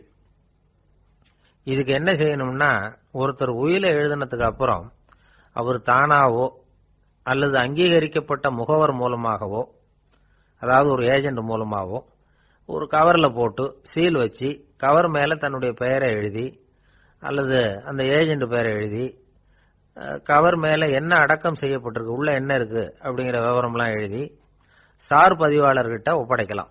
இதுக்கு கட்டணம் உண்டு. அதுக்கப்புறம் எப்ப தேவைப்படுதோ அப்போ ஒரு மனு கொடுத்து அந்த கவரை திரும்ப வாங்கிக்கலாம். இப்ப எழுதுற உயில இவ்வளவு நாளுக்குள்ள பதிவு செய்யணுங்கிற கால வரையறை உண்டா அப்படின்னு ஒரு கேள்வி வரலாம் இல்லையா? எப்ப வேணும்னாலும் பதிவு செய்யலாம். நம்மால் ஒருத்தர் ஒரு நாள் ரொம்ப அவசரமா வந்தார். இந்த உயில் எழுதுறது சம்பந்தமா பூரா விவரமா எனக்கு உடனே தெரியணும்னார். நான் உடனே அவரை வக்கீல் ஒருத்தர்கிட்ட அழைச்சிட்டு போனேன். இவர் அவர்கிட்ட எல்லா விவரமும் கேட்டு தெரிஞ்சுக்கிட்டார். ரொம்ப தேங்க்ஸ்ன்னு சொல்லிவிட்டு 2 பேரும் வெளியில வந்தோம். அதுக்கப்புறம் இவர்கிட்ட கேட்டேன், ஆமா இவ்வளவு விவரமா கேட்கறீங்களே, உங்களுக்கு எத்தனை பிள்ளைங்க சார் அப்படின்னு கேட்டேன். 6 பேர் சார் அப்படின்னார். சரி, இருக்கிற சொத்து எவ்வளவுன்னு கேட்டேன். அதை இனிமேதான் சம்பாதிக்க போறேன் அப்படின்னார்.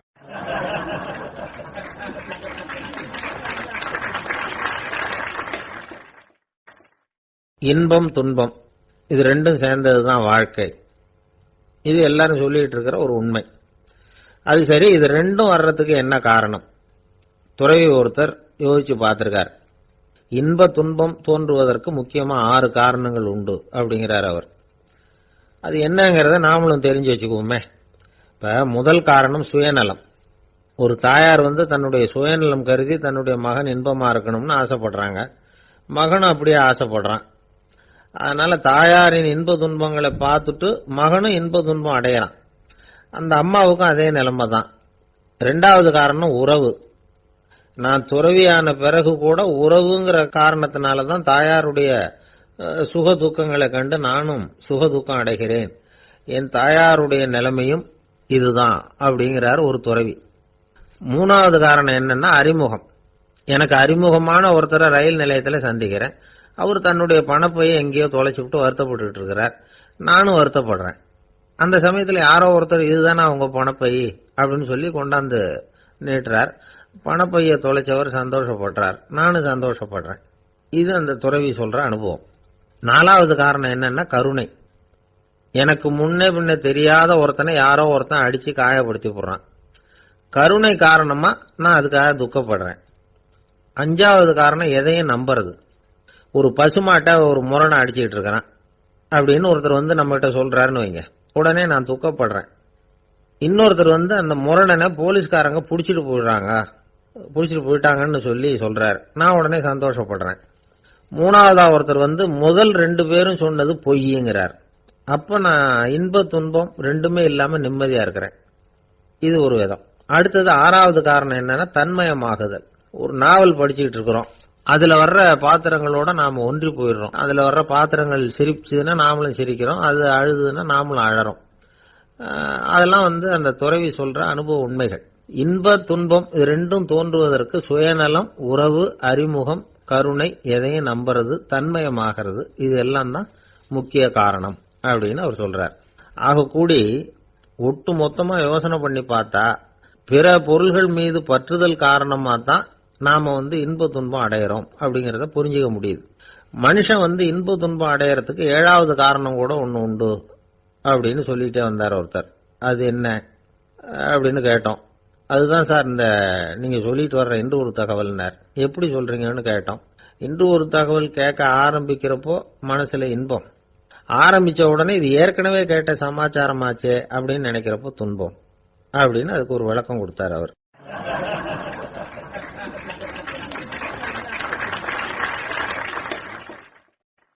ஒரு நாள் காலை நேரம் ஒரு குரு படுக்கையை விட்டு எழுந்திருக்கிறார். உடனே சீடர்களை பார்த்து எல்லாரும் இப்படி வாங்கங்கிறார். எல்லாரும் வர்றாங்க வேகமா. என்னங்க வேணும் உங்களுக்கு அப்படிங்கிற மாதிரி எல்லாரும் குருவை பார்த்தாங்க பயபக்தியோட. குரு அந்த சீடர்களை பார்த்து, இதை பாருங்க, இப்ப நான் ஒரு சிக்கலான விவகாரத்துல மாட்டிக்கிட்டு இருக்கிறேன், அதை நீங்க தீர்த்து வச்சா நல்லதுன்னார். சீடர்களுக்கு ஒன்றும் புரியல. என்ன இது இவர் இப்படி சொல்றாரு, நமக்குள்ள எல்லா விவகாரங்களையும் தீர்த்து வைக்கிறவர் நம்ம குருநாதர், அவருடைய விவகாரத்தை நாம தீர்த்து வைக்கிறதா, ஆச்சரியமா இருக்குதே, குருநாதருக்கே சிக்கலா அப்படின்னு யோசனை பண்ண ஆரம்பிச்சாங்க. இருந்தாலும் ரொம்ப பணிவா கேட்டாங்க, சுவாமி உங்களுக்கே சிக்கலா, இந்த உலகத்து சிக்கல்களுக்கும் சிரமங்களுக்கும் அப்பாற்பட்டவர் அல்லவா தாங்கள், அப்படிப்பட்ட உங்களுக்கு சிக்கல்னா அது எப்படி அப்படின்னாங்க. எனக்கு ஏற்பட்டிருக்கிற சிக்கல் அவ்வளவு பெருசு, ரொம்ப பெரிய விவகாரம் அது அப்படின்னார் குரு. கொஞ்சம் விவரமா சொல்லுங்க அப்படின்னாங்க இவங்க. இப்ப அந்த குரு விவரத்தை சொன்னார். அதாவது நேற்று ராத்திரி நான் ஒரு கனவு கண்டேன். அந்த கனவுல நான் ஒரு பட்டாம்பூச்சியா மாறிட்டேன். அப்படி மாறி ஒவ்வொரு மலரா பறந்து போய் உட்காந்து தேன் சாப்பிட்டேன் அப்படின்னார். சீடர்கள் இதை கேட்டதும் ரொம்ப திகைச்சு போயிட்டாங்க. என்ன இது, இது ஒரு பெரிய பிரச்சனையா, ஒரு சாதாரண கனவு கண்டதுக்காகவா இந்த காலை வேளையில நம்மளை எல்லாம் குருநாதர் இவ்வளவு அவசரமா கூப்பிட்டுருக்கார் அப்படின்னு நினைச்சாங்க. இருந்தாலும் கேட்டாங்க, இதுல என்ன சிக்கல் சுவாமி, கனவுங்கிறது எல்லாருக்கும் வரத்தானே செய்யும் அப்படின்னார் ஒரு சீடர். சீடர்களே, பிரச்சனை அது இல்ல, நான் இன்னைக்கு காலையில கண்ணு முழிச்சு பார்த்தப்போ நான் நானாக மறுபடியும் மாறிட்டேங்கிறத தெரிஞ்சுக்கிட்டேன். இதுல சிக்கல் என்னன்னா, இப்ப அந்த பட்டாம்பூச்சி தான் நானா ஆயிட்டதாக கனவு கண்டுகிட்டு இருக்கா அப்படிங்கிறது தான். ஒரு மனுஷன் பட்டாம்பூச்சி ஆகிறதாக கனவு காண முடியுங்கிறப்போ அந்த பட்டாம்பூச்சியும் மனுஷனா ஆகிறதாக கனவு காண முடியும் இல்லையா? இப்ப எனக்கு யதார்த்த நிலை தெரியணும், எது நிஜம்னு தெரியணும். நேத்து ராத்திரி நான் கண்டது கனவா, அல்லது இது பட்டாம்பூச்சி கண்டுகிட்டு இருக்கிற கனவா? இதுதான் குரு கேட்ட கேள்வி. இதை கேட்டதும் சீடர்கள் ரொம்ப குழம்பி போயிட்டாங்க. சுவாமி, இதுவரைக்கும் நாங்க தூங்குறப்ப பாக்குறது கனவுன்னும் மூழ்கிட்டு இருக்கிறப்ப பாக்குறது நனவுன்னு நம்பிட்டு இருக்கிறோம். இப்போ எங்களை ரொம்ப குழப்பிட்டீங்க. இதுக்கு பதில் சொல்ல எங்களுக்கு சக்தி இல்லை அப்படின்னு சொல்லிவிட்டாங்களாம். அதுக்கப்புறம் அந்த குரு சொன்னாராம், நினைவு தான் முக்கியமான அம்சம். முடிவு கட்டம்னா பகலின் நினைவுகளை விட இரவின் கனவுகளே ரொம்ப உண்மை. ஒருத்தன் தூங்க போனா தூங்கிக்கிட்டே இருந்தா அவன் காணும் கனவு பொய்ங்கிறத அவன் உணர மாட்டான். ஒவ்வொரு கனவும் காணும் பொழுது அது ரொம்ப உண்மையா தான் தெரியுது. ஒரு கனவு கூட உண்மை இல்லைன்னு கனவுல தோன்றுவதே இல்லை அப்படின்னார் குரு. அகில வாழ்வு அத்தனையும் சொற்பனம் கண்டாய் அப்படிங்கிறார் தாயுமானவர். ஆகையினால நம்ம கனவுலேருந்து நாம என்னைக்கு முழிச்சுக்க போறோம் அப்படிங்கிறது தான் ஒரு முக்கியமான கேள்வி. ஒருத்தர் வந்தார், காலில் கட்டோட வந்தார். என்னங்க காலில் கட்டுன்னு? சார், நேற்று ராத்திரி தூக்கத்தில் எங்க வீட்டு கூரையில ஏணியை சாத்தி வச்சு இறங்கினப்போ வழுக்கி விழுந்து காலை உடைச்சுக்கிட்டேன்னார். உங்க வீட்டில் தான் ஏணியே கிடையாது சார் அப்படின்னு. உண்மைதான் சார், நான் கீழே விழுந்து முழிச்சுக்கிட்டதுக்கு அப்புறம் தானே ஏணி இல்லைங்கிறது எனக்கு ஞாபகம் வந்தது அப்படின்னார்.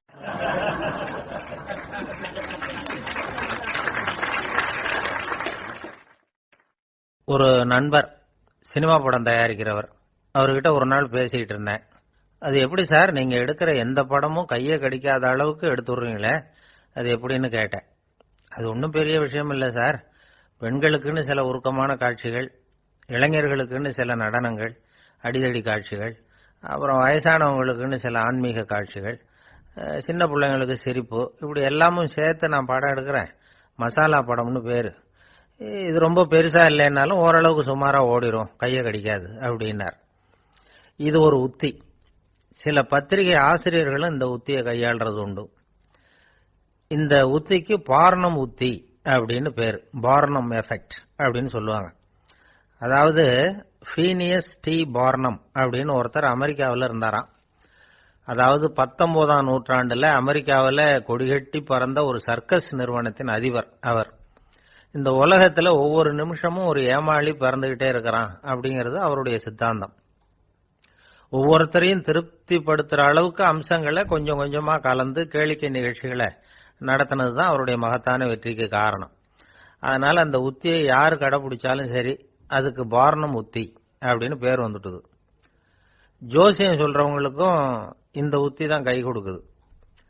ஒரு விஷயத்த ஒருத்தருடைய கோள் நிலைகள் அல்லது கையெழுத்து நிரூபிக்கிறதாக அவர்கிட்ட சொன்னா அதை அவர் நம்பிவிடுவார். ஆனா அந்த விஷயம் நல்லதா இருக்கணும், நேர்மையானதா இருக்கணும், அதாவது பாசிட்டிவா இருக்கணும். 8ஆம் இடத்துல குரு, 9ஆம் இடத்துல சனி, நீங்க ஒரு பெரிய மேதை தான் அப்படின்னு சொல்லுவாங்க. கேட்கறவங்களுக்கு அதை மறுக்கிறதுக்கு மனசு வராது. அப்படி சொல்லும் பொழுது கூடவே என்ன கொஞ்சம் முன்கோபம் அதிகமா இருக்கும், இருந்தாலும் அது உடனே மறைஞ்சிரும் அப்படின்னு சில அற்ப விஷயங்களையும் சொன்னாலும் அதையும் சரிதான்னு சொல்லி ஒத்துக்குவாங்க. ஆளுமையை எடை போடுகிற ஒரு நிறுவப்பட்ட உத்தியின் மூலமாக தன்னுடைய குணாதிசயங்கள் கண்டுபிடிக்கப்பட்டதாக அவர் நம்புறது தான் இதுக்கு காரணம். இந்த மாசம் பணத்தட்டுப்பாடு கொஞ்சம் இருக்கும், உடம்புல ஏதாவது கொஞ்சம் அசௌகரியம் இருக்கும், வீட்டுக்குள்ள லேசா மனஸ்தாபம் வரலாம், இது மாதிரி பொதுப்படையா சிலதை சொன்னாலே போதும், மக்களை நம்ப வச்சுடலாம். இதெல்லாம் நமக்கு மட்டும்தான் ஏற்படுது அப்படின்னு சொல்லி அவங்க நினைக்கிறது தான் காரணம். இதுதான் பார்னம் உத்திங்கிறது. மனிதர்கள் பாராட்டுகளை விரும்புறதும் விமர்சனங்களை வெறுக்கிறதும் பார்னம் உத்தியின் அடுத்த கூறு.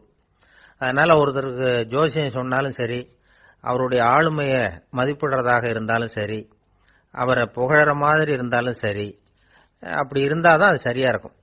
சாதகமான விஷயங்களை அதிகமாகவும் பாதகமான விஷயங்களை நாசூக்காவும் சொன்னா மக்கள் அதை நம்பிடுவாங்க.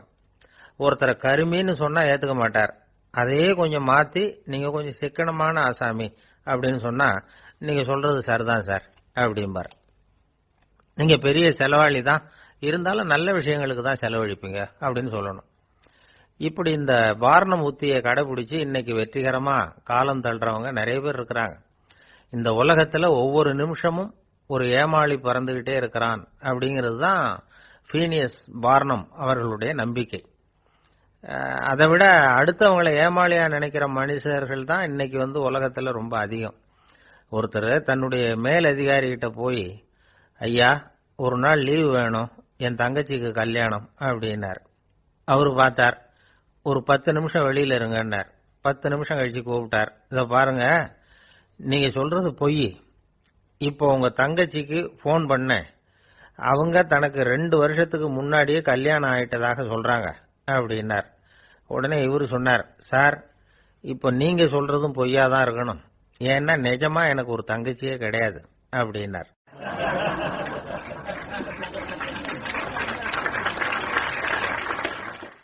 ஒரு பெரிய அரசன் இந்த உலகம் பூராவையும் ஆண்டுகிட்டு இருந்தான்.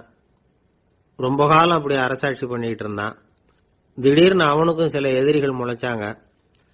அவங்க எல்லாம் ஒண்ணு சேர்ந்து இவனை தோற்கடிச்சுட்டாங்க. தோத்து போனது இவனுக்கு பயம் வந்துட்டுது, எங்க எதிரிகள் நம்ம கொன்னுடுவாங்களோ அப்படின்னு.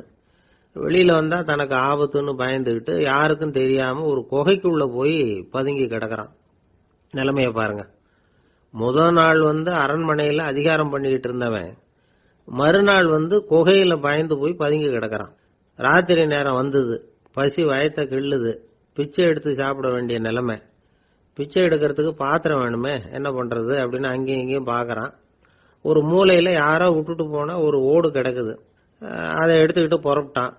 இருட்டுல வழி புரியல, ஏதோ ஒரு யூகத்துல காலை மெதுவா எடுத்து வச்சு நடந்து போயிட்டு இருக்கிறான். வழியில ஒரு கருப்பு நாய் படுத்து கிடந்தது. இருட்டுல அவன் இது கண்ணுக்கு சரியா தெரியல, அவனுக்கு தவறி போய் காலை வச்சுட்டான். அது மேல நாய் சும்மா இருக்குமா, வள்ளுன்னு விழுந்து கடிச்சு விட்டுது. காலை பாக்குறான், காலத்தையும் நினைச்சு பாக்குறான். அரண்மனையில வீரக்கழல் அணிந்த காலை உடைய மன்னா அப்படின்னு புகழ்வாங்களே புலவர்கள்லாம், ஆனா அது இன்னைக்கு நாய் கடிச்ச காலம் ஆயிட்டுதே அப்படின்னு நினைக்கிறான். அது மட்டும் இல்ல, முன்னாடி எல்லாம் பொற்கிண்ணங்கள்ல தான் அவன் சாப்பிடுவான். ஆனா இப்போ உடைஞ்சு போன ஓட்டு, அது ஓட்டை கையில வச்சுக்கிட்டு நிக்கிறான். அதுல ஏதாவது யாராவது சாப்பாடு போடுவாங்களான்னு. முன்னாடி எல்லாம் நிறைய பேர் அரண்மனைக்கு வருவாங்க, அரசருக்கு காணிக்கைன்னு சொல்லி இவன் காலடியில கொண்டாந்து கொட்டுவாங்க. அப்போலாம் இவன் அந்த ஜனங்களுடைய முகத்தை திரும்பி கூட பாக்குறது இல்ல, ரொம்ப கர்வமா உட்கார்ந்துருப்பான். அதே ஆளு இன்னைக்கு எல்லார் கண்ணிலையும் படுறது மாதிரி பிச்சை எடுத்துக்கிட்டு இருக்கிறான். அப்போலாம் காணிக்கைகளை தன்னுடைய கையால வாங்குறது தனக்கு கௌரவ குறைச்சல்னு நினைச்சு தன்னுடைய வேலைக்காரங்களை விட்டுதான் அதை வாங்க சொல்லுவான். இப்ப பாத்தீங்கன்னா அவனே தன் கையாலேயே பிச்சை வாங்குறான். நினைச்சு பாருங்க, அந்த மனுஷன் முத நாள் அரசன், மறுநாள் பிச்சைக்காரன். எவ்வளவு வித்தியாசம்! செல்வம் தான் இப்படி ஒரு வித்தியாசம் ஏற்படுறதுக்கு காரணம். அப்படிப்பட்ட செல்வம் வாழ்க்கையை நடத்துறதுக்கு நமக்கு தேவைதான். ஆனா அதையே நாம அடைய வேண்டிய பயனா நினைக்கிறோம் பாருங்க, அதுதான் வேடிக்கை. இத நம்மாழ்வார் அழகா ஒரு பாசுரத்துல சொல்றார். ஒரு நாயகமாய் ஓட உலகுடன் ஆண்டவர், கருணாய் கவர்ந்த காலர், சிதைகிய பானையர், பெருநாடு காண இம்மையிலே பிச்சைதாம் கொள்வர், திருநாரணன் தாழ் காலம் பெற சிந்தித்து உய்மினோ அப்படிங்கிறார் நம்மாழ்வார். ஒரு பெரிய பணக்காரர் ஒரு துறவிகிட்ட போய், சாமி என்கிட்ட நிறைய பணம் இருக்கு, இருந்தாலும் நிம்மதி இல்ல, என்னால நிம்மதியா இருக்க முடியல, என்ன காரணம்னு கேட்டாராம். உடனே அந்த துறவி இதுக்கு நேரடியா பதில் சொல்லாம பக்கத்துல நின்றுகிட்டு இருந்த ஒரு குழந்தைய கூப்பிட்டார். அது ஓடியாந்தது. ஒரு ஆப்பிள் பழத்தை எடுத்து அது கையில கொடுத்தார். அதை வாங்கிக்கிட்டு குழந்தை சிரிச்சுது. இன்னொரு பழத்தை எடுத்து கொடுத்தார், அதை இன்னொரு கையில வாங்கிட்டு சிரிச்சுது. 3வது ஆப்பிள் எடுத்து கொடுத்தார். 2 பழத்தையும் நெஞ்சில் அணைச்சிக்கிட்டு 3வது பழத்தையும் வாங்கறதுக்கு முயற்சி பண்ணிச்சு. ஆனா அது உடனே நழுவி கீழே விழுந்து உருண்டு ஓடிச்சு. ஏற்கனவே இருந்ததும் விழுந்துட்டுது. இப்ப அந்த குழந்தை அழ ஆரம்பிச்சுட்டுது.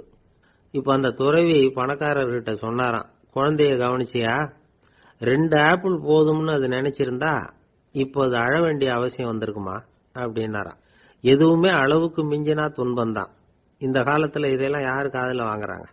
ஒருத்தனை நல்ல வழிக்கு கொண்டு வரணும்னு நினைச்சு அவனை கூப்பிட்டு உட்கார வச்சு இந்த கதையை சொல்லிட்டு இருந்தாங்க. சொல்லிவிட்டு அந்த குழந்தை செஞ்சது தப்பு தானே அப்படின்னு கேட்டிருக்கிறாங்க. ஆமாம், தப்பு தான், நானா இருந்தா அப்படி செஞ்சிருக்க மாட்டேன் நானா இவன். 2 பழமே போதும்னு சொல்லிருப்பியா அப்படின்னு கேட்டிருக்காங்க. அப்படி இல்லைங்க, அவர் கொடுக்க கொடுக்க ஒவ்வொரு பழமா வாங்கி பின்னாடி வச்சுட்டு மறுபடியும் கையை நீட்டுவேன் அப்படிங்கிறானா. இவெல்லாம் எந்த காலத்துல திருந்துறது?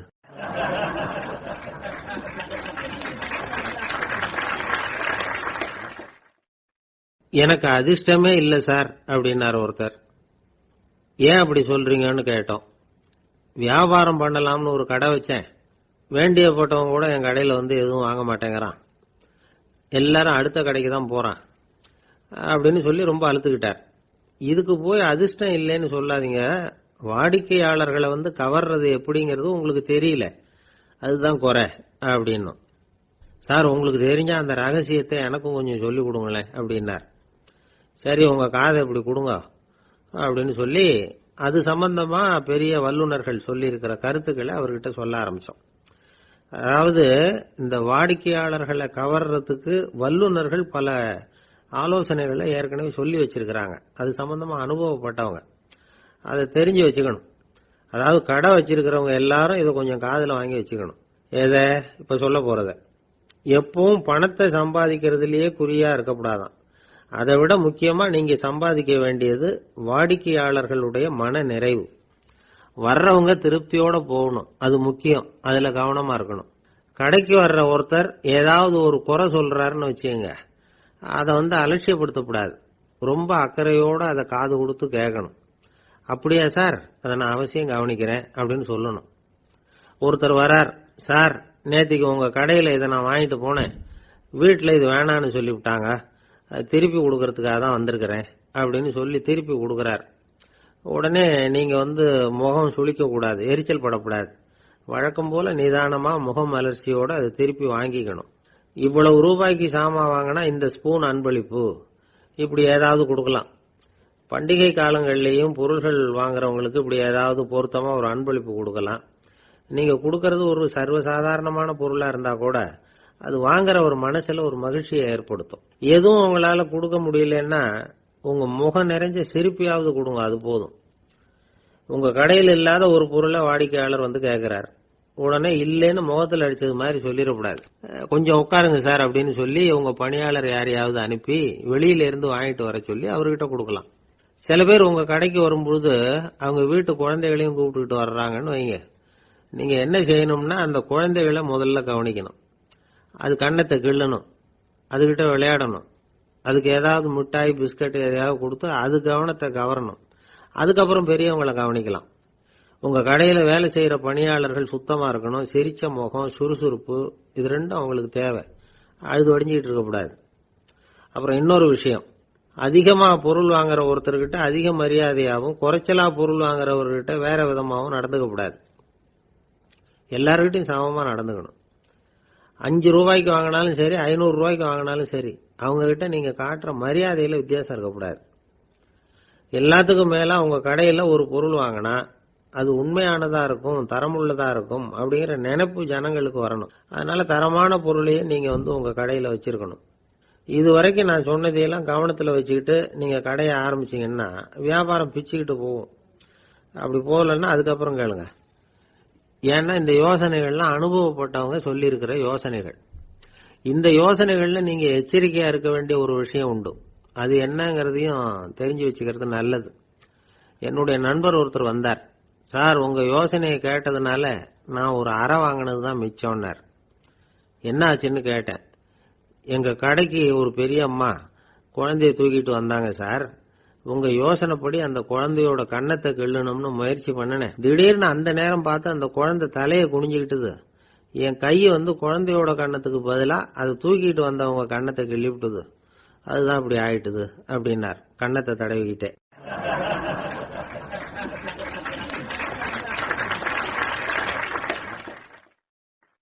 கடற்கரை ஓரமா ஒரு பெரியவர் கையால மணலை கீறிக்கிட்டே உட்கார்ந்துருக்கிறார். என்னத்தையும் தேடிட்டு இருக்கிறது மாதிரி தெரிஞ்சுது. மெதுவா கிட்டத்துல போய் என்னத்தை தேடிட்டு இருக்கிறீங்க அப்படின்னு கேட்டோம். அவரு சாவகாசமா நிமிர்ந்து பார்த்து நிம்மதியை தேடிட்டு இருக்கிறேன்னார். நாங்க ஒரு மாதிரி ஆயிட்டோம். இருந்தாலும் சமாளிச்சுக்கிட்டு, சார் மணல்ல கிழிஞ்சல் தான் கிடைக்கும், நிம்மதி கிடைக்காது அப்படின்னோம். சரி இன்னைக்கு வசமா நம்ம கிட்ட ஒரு ஆள் மாட்டிக்கிட்டார் அப்படின்னு நினைச்சு அவர் பக்கமா போய் உட்காந்துக்கிட்டு கதை சொல்ல ஆரம்பிச்சிட்டோம். ஒரு பெரிய மன்னர் இருந்தார். அவருக்கு எல்லா வசதியும் இருந்தது.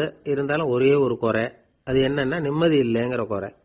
அரண்மனையில தினமும் கலை நிகழ்ச்சி, நாட்டியம் எல்லாம் நடந்துகிட்டு தான் இருந்தது. இருந்தாலும் நிம்மதி இல்லை. சரி நிம்மதி எங்க கிடைக்கும் அப்படின்னு தேட ஆரம்பிச்சார். உடனே அதுக்கான முயற்சிகள்ல தீவிரமா இறங்கினார். நாட்டில் உள்ள தத்துவ மேதைகளை எல்லாம் கூப்பிட்டுட்டு வர சொன்னார். எல்லாரும் சேர்ந்தாங்க. அவங்கள பார்த்து நிம்மதி எங்க இருக்குது அப்படின்னு விசாரிச்சார். அவங்களுக்கு அது தெரிஞ்சா ஏன் இப்படி ராஜா முன்னாடி நின்றுட்டு இருக்க போறாங்க? ராஜாவோட கேள்விக்கு ஒவ்வொருத்தரும் ஒவ்வொரு மாதிரி விளக்கம் கொடுக்க ஆரம்பிச்சிட்டாங்க. எந்த பதிலும் ராஜாவுக்கு திருப்தி அளிக்கக்கூடிய அளவுக்கு இல்லை. சரி போயிட்டு வாங்கன்னு சொல்லி அவங்கள எல்லாம் அனுப்பி வச்சுட்டார். ஒரு நாள் அவர் மாளிகையில உப்பரிகையில நின்றுட்டு இருக்கிறார். அந்த சமயத்துல தெருவுல ஒரு பிச்சைக்காரன் ரொம்ப உல்லாசமா பாட்டு பாடிக்கிட்டே போயிட்டு இருக்கிறான். குரல்ல ஒரு சந்தோஷம், நடையில ஒரு மிடுக்கு, அவங்ககிட்ட கொஞ்சம் கூட கவலை இருக்கிறதா தெரியல. உடனே ராஜா அதை பார்த்தார். ஏவலாளிகளை வந்து கைதட்டி கூப்பிட்டார். உடனே ஓடி போய் அந்த பிச்சைக்காரனை இங்க அழைச்சிட்டு வாங்கன்னு உத்தரவு போட்டார். இவங்க உடனே ஓடி போய் அவனை கூப்பிட்டாங்க. அரண்மனைக்கு வாழ்ந்தாங்க. அவன் வரல. அரண்மனைக்குள்ள அடி எடுத்து வைக்க மாட்டேன்னு சொல்லிவிட்டான். ராஜா கிட்ட வந்து விஷயத்தை சொன்னாங்க. அவருக்கு ரொம்ப ஆச்சரியம், இப்படி ஒரு ஆள் இருக்கிறானா அப்படின்னு.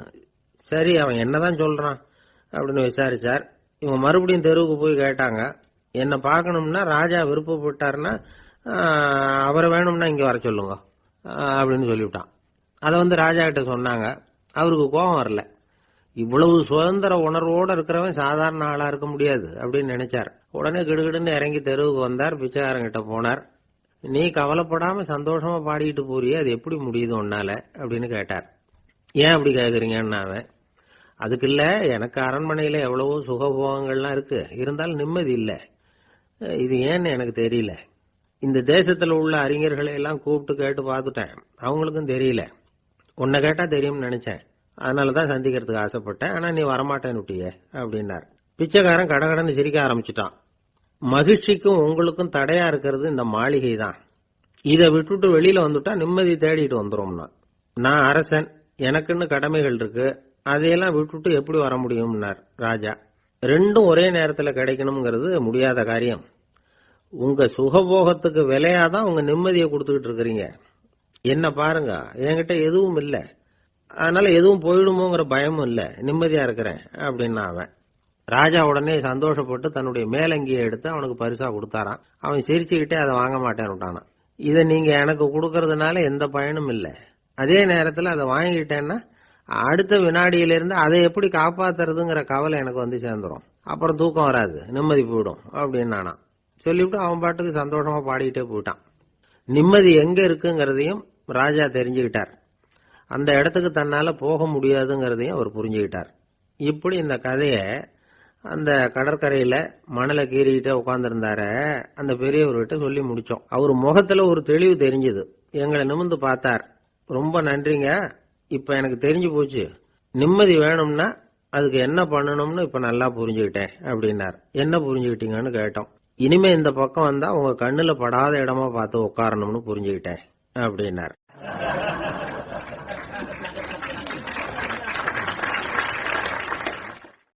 ஒரு நாள் ஒரு 10-15 பள்ளிக்கூடத்து பிள்ளைங்க தேடிட்டு வந்தாங்க. உங்களை பார்த்துட்டு தான் போகணும், அதுக்காக தான் வந்திருக்கோம்னாங்க. என்ன விஷயம்னு கேட்டோம். நாங்கள்லாம் கூடி ஒரு முடிவு பண்ணியிருக்கிறோம், அதை உங்ககிட்ட சொல்லணும் அப்படின்னாங்க. அதுவும் ஒரு வாண்டு பையன் அதை சொன்னான். என்ன முடிவு அது அப்படின்னு கேட்டோம் ரொம்ப ஆர்வமா. அதை இப்போ சொல்ல மாட்டோம், எங்களுக்கு பிடிக்கிற மாதிரி ஏதாவது ஒரு தகவல் சொன்னால் அதுக்கப்புறம் நாங்கள் அதை சொல்கிறோம் அப்படின்னா அந்த வாண்டு பையன். சரி, சின்ன பையன்கிட்ட இன்னைக்கு வசமா மாட்டிக்கிட்டோம் அப்படின்னு நினைச்சுக்கிட்டு அவங்களுக்கு தகுந்த மாதிரி ஒரு கதை சொல்ல ஆரம்பிச்சோம். அது என்ன கதைன்னா, ஒரு பெரிய காடு, அதுல பலவிதமான மிருகங்கள். அந்த காட்டுக்கு ஒரு சிங்கம் தான் ராஜா. எப்பவும் காட்டுக்கு அதுதானே ராஜா. ஒரு பெரிய யானைக்கு இது பொறுக்கல. என்ன இது, எப்ப பார்த்தாலும் இங்க சிங்கத்துக்கே ராஜா பதவி கிடைக்குது, நான்லாம் எவ்வளவு பலசாலியா இருக்கிறேன், அப்படி இருந்தும் எனக்கு அந்த பதவி கிடைக்கலையே அப்படின்னு தனக்குள்ள பொறுமிக்கிட்டே இருந்தது. ராஜா பதவியை நினைச்சு ரொம்ப ஏக்கம், அதுக்கு பதவி மோகம். இந்த சமயம் பார்த்து ஒரு குள்ள நரி கூட்டம் அதை தேடிட்டு வந்தது. ஐயா பெரியவங்களே, நீங்க இந்த காட்டுக்கு ராஜாவா இருக்க ஆசைப்படுறீங்க, அதுல ஒன்றும் தப்பு இல்லை. ஆனா அதுக்கு முன்னாடி நீங்க எங்க கூட்டத்துக்கு கொஞ்ச நாள் தலைவரா இருங்க, அதாவது ராஜாவா இருங்களேன், உங்களுக்கும் ஒரு ட்ரைனிங் கிடைச்சது மாதிரி இருக்கும் அப்படின்னு சொல்லியிருக்குது இந்த கூட்டம், குள்ள நரி கூட்டம். இதை கேட்ட உடனே யானைக்கு ரொம்ப சந்தோஷம் தாங்கல. அதுதான் எப்பன்னு பதவிக்காக காத்துக்கிட்டு இருக்குதே. இருந்தாலும் கொஞ்சம் பிகுவோட, சரி நீங்கள்லாம் இவ்வளவு தூரம் என்ன தேடிட்டு வந்து கேட்கறதுனால மறுக்க முடியல அப்படின்னு ரொம்ப ஏதோ அவளுக்கு சிரமப்பட்டு ஒத்துக்கிறது மாதிரி ஒத்துக்கிட்டது. ஏதோ உங்க ஆசைக்கு கட்டுப்படுறேன், கொஞ்ச நாள் உங்க கூட்டத்துக்கு ராஜாவா இருக்கிறதுக்கு சம்மதிக்கிறேன் அப்படின்னுது. உடனே அந்த யானை ராஜ நட போட ஆரம்பிச்சுட்டுது. யானை சாதாரணமா நடந்தாவே எப்படி இருக்குங்கிறது நமக்கு தெரியும், அதுவே ராஜ நட நடந்தா எப்படி இருக்கும் கற்பனை பண்ணி பாருங்க. யானை முன்னாடி கம்பீரமா போய்கிட்டு இருக்குது, தலைவர் இல்லையா, அதனால குள்ள நரிகள்லாம் ரொம்ப அடக்கமா அது பின்னாடி அணிவகுத்து போயிட்டு இருக்குது. ராஜா வாழ்க மன்னர் வாழ்க அப்படின்னு கோஷம் வேற. யானைக்கு தலைகால புரியல, அவ்வளவு சந்தோஷம். அந்த யானைக்கு செருக்கு ஆணவம் எல்லாம் ஏற்பட்டு போச்சு. அதுக்கப்புறம் அது தரையை பார்க்குமா, நிமிர்ந்து நடக்க ஆரம்பிச்சுட்டுது. தரையை பார்க்கறதே இல்லை. அப்படி போயிட்டு இருக்கிறப்போ ஒரு சதுப்பு நிலத்துல திடீர்னு காலை வச்சுட்டுது. அவ்வளவுதான், கால் உள்ள போட்டுது. இன்னொரு காலை எடுத்து வச்சது, அதுவும் உள்ள போட்டுது. அந்த 2 காலையும் எடுக்கிறதுக்காக அடுத்த 2 காலையும் அழுத்துச்சு, அதுவும் உள்ள போக ஆரம்பிச்சுட்டுது. இப்ப 4 காலம் வசமா சேத்துல அழுந்தி போச்சு, எடுக்க முடியல. குள்ள நரிகள்லாம் அதை சுத்தி சுத்தி வந்தது. சிலது சுத்தி நின்று டான்ஸ் ஆட ஆரம்பிச்சுட்டுது யானையை பார்த்துட்டு. இதை யானை பார்த்தது. என்ன இது தலைவர், நான் தவிச்சுக்கிட்டு இருக்கிறேன், தொண்டர்கள்லாம் சுத்தி நின்று வேடிக்கை பார்த்துக்கிட்டு இருக்கிறீங்க, டான்ஸ் ஆடுறீங்க அப்படின்னு கேட்டுதான். தொண்டர்களே, தலைவர் நான் தவிச்சுக்கிட்டு இருக்கிறது உங்களுக்கு தெரியலையா? இப்ப உடனே உங்க தலைவரை காப்பாற்ற வேண்டியது உங்க கடமை இல்லையா அப்படின்னு கத்துச்சான் அந்த யானை. குள்ள நரிகள்ல ஒண்ணு முன்னாடி வந்து நின்று அந்த யானையை பார்த்துதான், தலைவரே, எங்களுக்கு ரொம்ப நாளா ஒரு ஆசை, அந்த ஆசையை நிறைவேற்றிக்கிறதுக்காகத்தான் உங்களை எங்க தலைவரா ஏத்துக்கிறோம்னு சொன்னோம் அப்படின்னு தான். என்ன ஆசைன்னு கேட்டிருக்கு யானை. யானை கறி சாப்பிட்டு பார்க்கணுங்கிறது எங்களுக்கு ரொம்ப நாள் ஆசை, அது இன்னைக்கு தான் நிறைவேற போகுது அப்படின்னு தான் அந்த நரி. இதை கேட்ட உடனே அந்த யானை அப்படியே மூர்ச்சி ஆயிட்டு தான். நரிகள்லாம் அது மேலே ஏறி குதற ஆரம்பிச்சுட்டு தான்.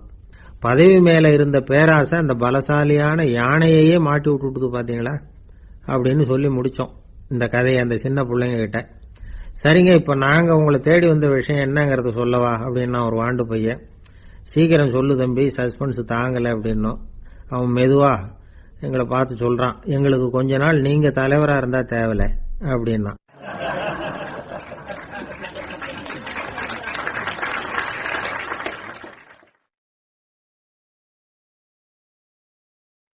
திபேத் நாட்டுல புத்த மடாலயங்கள் நிறைய உண்டு. அதுக்கு ஒரு தலைமையகமும் உண்டு. அது இந்த திபேத் தலைநகரம் லாசாவில் இருக்குது. ரொம்ப காலத்துக்கு அப்பால அதை பற்றியெல்லாம் நிறைய விவரங்கள் எழுதி வச்சிருக்கிறாங்க. அது இப்போவும் நமக்கு கிடைக்குது. அதாவது ரொம்ப தூரத்துக்கு அந்தாண்ட மலைகளுக்கு நடுவில் ஒரு கிளை மடாலயம். அந்த மடத்தின் தலைவருக்கு வயசாயிட்டு தான். அதனால தலைமை பொறுப்பை வேற ஒருத்தர்கிட்ட ஒப்படைக்கலாம் அப்படின்னு முடிவு பண்ணாராம். உடனே ஒரு லாமாவை கூப்பிட்டார். அவர் மூலமா தலைமை மடாலயத்துக்கு செய்தி அனுப்பினார், பொருத்தமான வாரிசு ஒருத்தரை அனுப்பி வைக்கும்படியாக. அந்த வாலிப லாமா புறப்பட்டார். காடு மேடெல்லாம் நடந்து போறார். ரொம்ப நாள் கழிச்சு தலைமை பீடத்தை அடைஞ்சார்.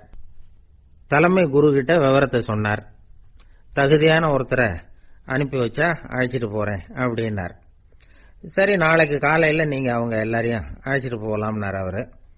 அவங்க எல்லாரையுமா? அங்க தேவைப்படுறது ஒருத்தர் தானே அப்படின்னார் இவர். ஆமான்னார். அப்புறம் ஏன் எல்லாரையும் அழைச்சிட்டு போக சொல்றீங்கன்னார். அது இப்போ உனக்கு புரியாது. நான் ஒரு 100 பிக்குகளை அனுப்புறேன், அதாவது பிட்சுகளை. அவ்வளவு பேரையும் அங்க வச்சு சமாளிக்க முடியாது அப்படின்னாரு இவரு. இருந்தாலும் இப்ப அந்த தலைமை குரு என்ன சொன்னார்னா, அதை பத்தி கவலைப்படாத, நான் 100 பேரை அனுப்புறேன். அதுல 99 பேர் வழியிலேயே காணாம போடுவாங்க, ஒருத்தன் மட்டும்தான் வருவான்.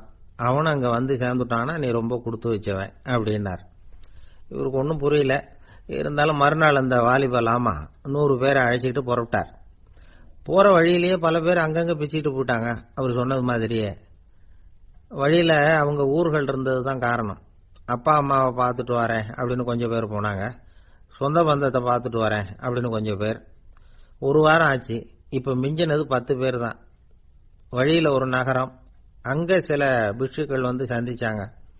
எங்க மடத்து தலைவர் இறந்துட்டார், உங்கள யாராவது ஒருத்தர் எங்களுக்கு தலைவராக முடியுமா அப்படின்னு கேட்டாங்க. 10 பேரும் தயார். அதுல ஒருத்தரை அழைச்சிட்டு அவங்க போயிட்டாங்க. இன்னொரு ஊர்ல சில பேர் வந்தாங்க, வழி மறிச்சாங்க. நில்லுங்க, எங்க மன்னர் மகளுக்கு திருமணம், அதை நடத்தி வைக்க 3 லாமாக்கள் தேவை அப்படின்னாங்க.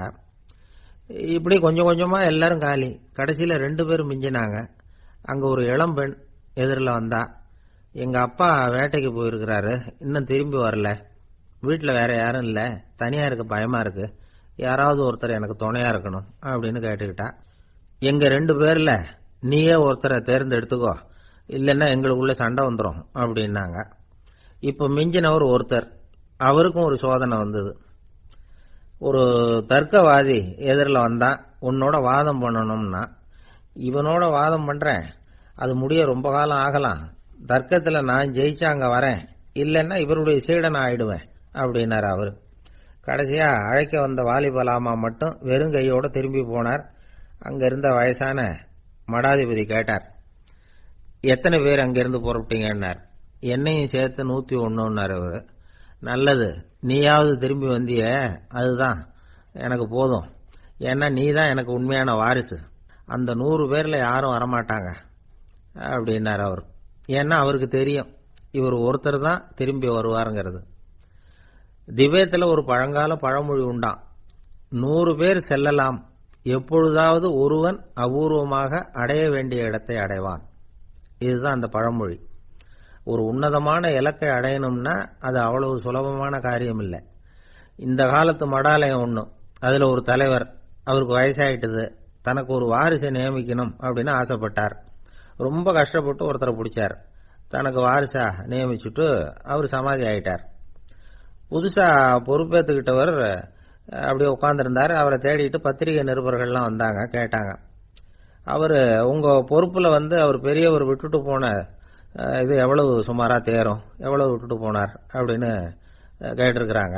அது என்ன ஒரு 50 லட்சம் இருக்கும் அப்படின்னாராம். அவ்வளவும் பணமா அப்படின்னு கேட்டிருக்காங்க. இல்லைங்க, கடன் அப்படின்னாராம் இவர்.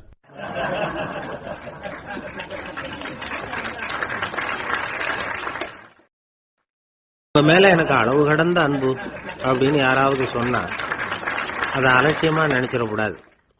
அது கொஞ்சம் சீரியஸான விஷயம். அளவுக்கு மிஞ்சினா எதுவுமே இடைஞ்சல் தானே. அன்பும் அப்படிதான். அன்பு அதிகமா இருந்தா அது எப்படி கெடுதல் பண்ணும் அப்படிங்கிற சந்தேகம் உங்களுக்கு வரலாம். தசரதன் கதை என்னாச்சு? கைகை மேல வச்ச அளவு கடந்த அன்பு, ராமன் காட்டுக்கு போறாப்புல ஆயிட்டுது இல்ல. தசரதன் எப்பேற்பட்ட அரசன். விஸ்வாமித்திரர் சொல்றார், என்ன மாதிரி முனிவர்களுக்கும் தேவர்களுக்கும் ஏதாவது கஷ்டம் வந்தா முதல்ல முருகன் கிட்ட போவோம், அப்புறம் பரமசிவனை போய் பார்ப்போம், அதுக்கப்புறம் திருமால் கிட்ட போவோம், அப்புறம் பிரம்மன் இந்திரன் இவங்களெல்லாம் போய் பார்ப்போம். இவங்களால எல்லாம் முடியலன்னா கடைசியில் அயோத்திக்கு வருவோங்கிறார். உன்னை விட்டா வேற கதி உண்டோ அப்படின்னு தசரதனை பார்த்து விஸ்வாமித்திரரே சொல்றார். அப்பேற்பட்ட அரசன் தசரதன் கைகேயி காலில் விழறான். உன் பாதங்களை தொட்டு கெஞ்சி கேட்டுக்கிறேன், ராமனை காட்டுக்கு அனுப்பாதேங்கிறான். தசரதனுடைய இந்த நிலைமைக்கு என்ன காரணம்? அவன் கைகேயி மேல வச்ச அளவு கடந்த அன்புதான் காரணம். இப்ப சொல்லுங்க, அன்பா இருந்தாலும் அது அளவுக்கு மீறி போனா கெடுதல் பண்ணுமா பண்ணாதா? அது மட்டும் இல்ல, அளவு கடந்த அன்பு நீதிக்கும் நியாயத்துக்கும் புறம்பான காரியங்களையும் செய்ய வச்சிரும். தசரதன் மிகச்சிறந்த நீதிமான், தர்மத்துக்கு விரோதமா ஒரு காரியமும் செய்யாதவன். அப்பேற்பட்டவன் தன்னுடைய மனைவியை பார்த்து என்ன சொல்றான் தெரியுமா? உனக்காக நான் என்ன செய்யணும் சொல்லு, செய்யறேன். ஒரு குற்றமும் செய்யாத ஒருத்தனை கொல்லணுமா கொல்றேன். மரண தண்டனை விதிக்கப்பட்ட ஒருத்தனை விடுதலை செய்ய சொல்றியா செய்யறேன். எந்த பிச்சைக்காரனையாவது கோடீஸ்வரனாக சொல்றியா ஆக்குறேன், அல்லது கோடீஸ்வரனை பிச்சைக்காரன் ஆக்கணுமா ஆக்குறேன் அப்படிங்கிறான். நீதிக்கு விரோதமான இந்த பாவங்களை செய்யறதுக்கு அப்பேற்பட்ட அரசன் எப்படி துணிஞ்சான்? மனைவி பேர்ல வச்ச அளவு கடந்த அன்புதான் காரணம். திரிசூலம், வஜ்ராயுதம், வாள் இதுகளால தாக்கப்பட்டா கூட அதையெல்லாம் கொஞ்சம் கூட லட்சியம் பண்ணாத ஒருத்தன் காமதேவனுடைய மலர் அம்புகள் தாக்குனா அதை அவனால தாக்கு பிடிக்க முடியல, விழுந்துடுறான். காமதேவனுக்குள்ள மகிமையே அதுதாங்கிறார் துளசிதாசர். அதனாலதான் பெரியவங்கள்லாம் என்ன சொல்றாங்கன்னா, எதையும் அளவுக்கு மீறி செய்யாதேங்கிறாங்க. அப்பா, அம்மா, மனைவி, மக்கள் எல்லார் பேர்லயும் அன்பு அவசியம்தான்.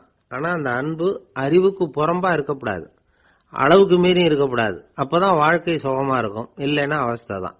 அளவுக்கு மீறின அன்புங்கிறது புரியுது, அது சரி. அறிவுக்கு புறம்பான அன்புங்கிறது எப்படி?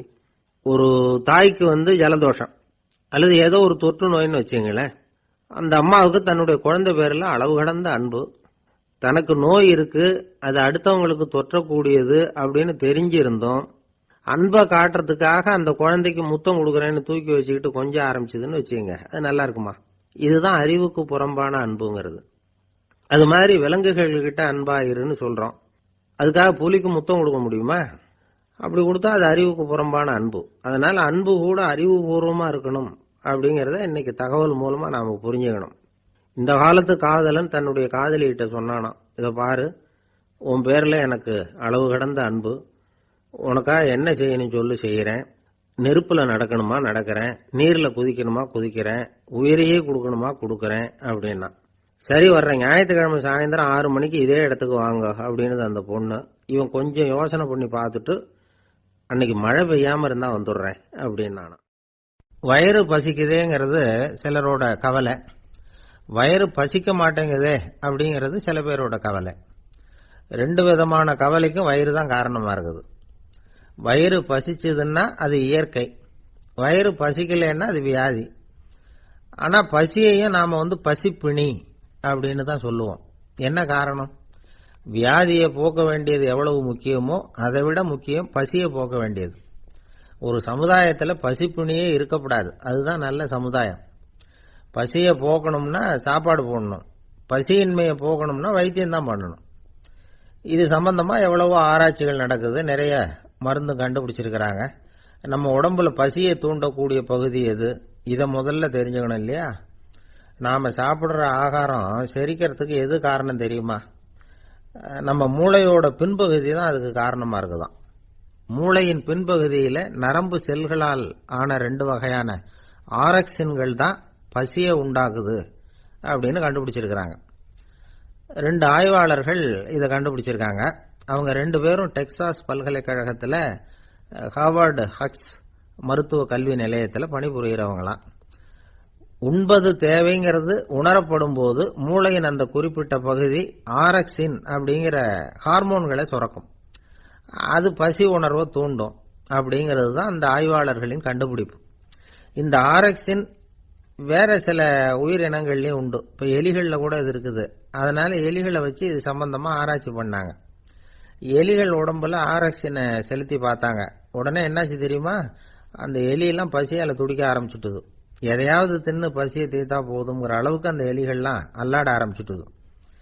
இயல்பா சாதாரணமா அந்த எலிகள் எவ்வளவு சாப்பிடுமோ அது மாதிரி 8 முதல் 10 மடங்கு அதிகமான ஆகாரத்தை 1 மணி நேரத்துக்குள்ள சாப்பிட்டு தீர்த்துட்டு தான். சில எலிகளின் மூளையில இந்த ஆரக்சின் அளவை கட்டுப்படுத்தி பார்த்திருக்கிறாங்க. உடனே என்னாச்சு தெரியுமா? அதெல்லாம் சாப்பாட்டை கண்டா முகத்தை திருப்பிட்டு போக ஆரம்பிச்சுட்டு தான். அந்த எலிகளுக்கு பசி எடுக்கலையா. இந்த ஆராய்ச்சியின் அடிப்படையில் பசியை எடுக்காமல் இருக்கிற மனிதர்களுக்கும் பசியை தூண்ட முடியும் அப்படின்னு சொல்லி ஆராய்ச்சியாளர்கள் தெரிவிச்சிருக்கிறாங்க. ஆக ஆரக்சின் தான் பசிக்கு காரணம்ங்கிறது தெரிஞ்சு போச்சு. சரி, இந்த ஆரக்சின் அப்படின்னா என்ன? அது ஒரு கிரேக்க சொல். அதுக்கு பசின்னு அர்த்தம். நம்ம ஆளுங்களுக்கெல்லாம் பசியை தூண்டுறதுக்கு மருந்து தேவையில்லை, பசியை குறைக்கிறதுக்கு தான் மருந்து தேவை. ஒரு அம்மா டாக்டரை தேடி வந்தாங்களாம். டாக்டர், எங்க வீட்டுக்காரருக்கு திடீர்னு அகோர பசி, நிறைய சமைச்சு போடுறேன், அவ்வளவையும் சாப்பிட்டுட்டு கீழே கிடக்கிற குப்பை கூலங்களையும் எடுத்து சாப்பிட ஆரம்பிச்சுடுறார், என்னன்னு கவனிச்சு பாருங்க அப்படின்னாங்களாம். எவ்வளவு நாளா அப்படி இருக்குதுன்னு கேட்டிருக்காரு டாக்டர். 1 வாரமா அப்படி இருக்குதுன்னாங்களாம். இவ்வளவு நாளா ஏன் சும்மா இருந்தீங்க, ஆரம்பத்திலேயே இங்க அழைச்சிட்டு வர வேண்டியது தானே அப்படின்னாராம் டாக்டர். அது ஒண்ணுமில்ல டாக்டர், வீடு பூரா சுத்தமாகட்டுமேன்னு பாத்துக்கிட்டு இருந்தேன் அப்படின்னாங்களாம் அந்த அம்மா.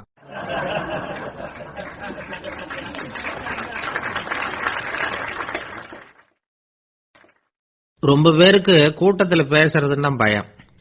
நமக்கு ஒன்றும் தெரியாதுன்னு மற்றவங்க நினைச்சிடக்கூடாதுங்கிற எண்ணம் தான் இதுக்கு காரணம்.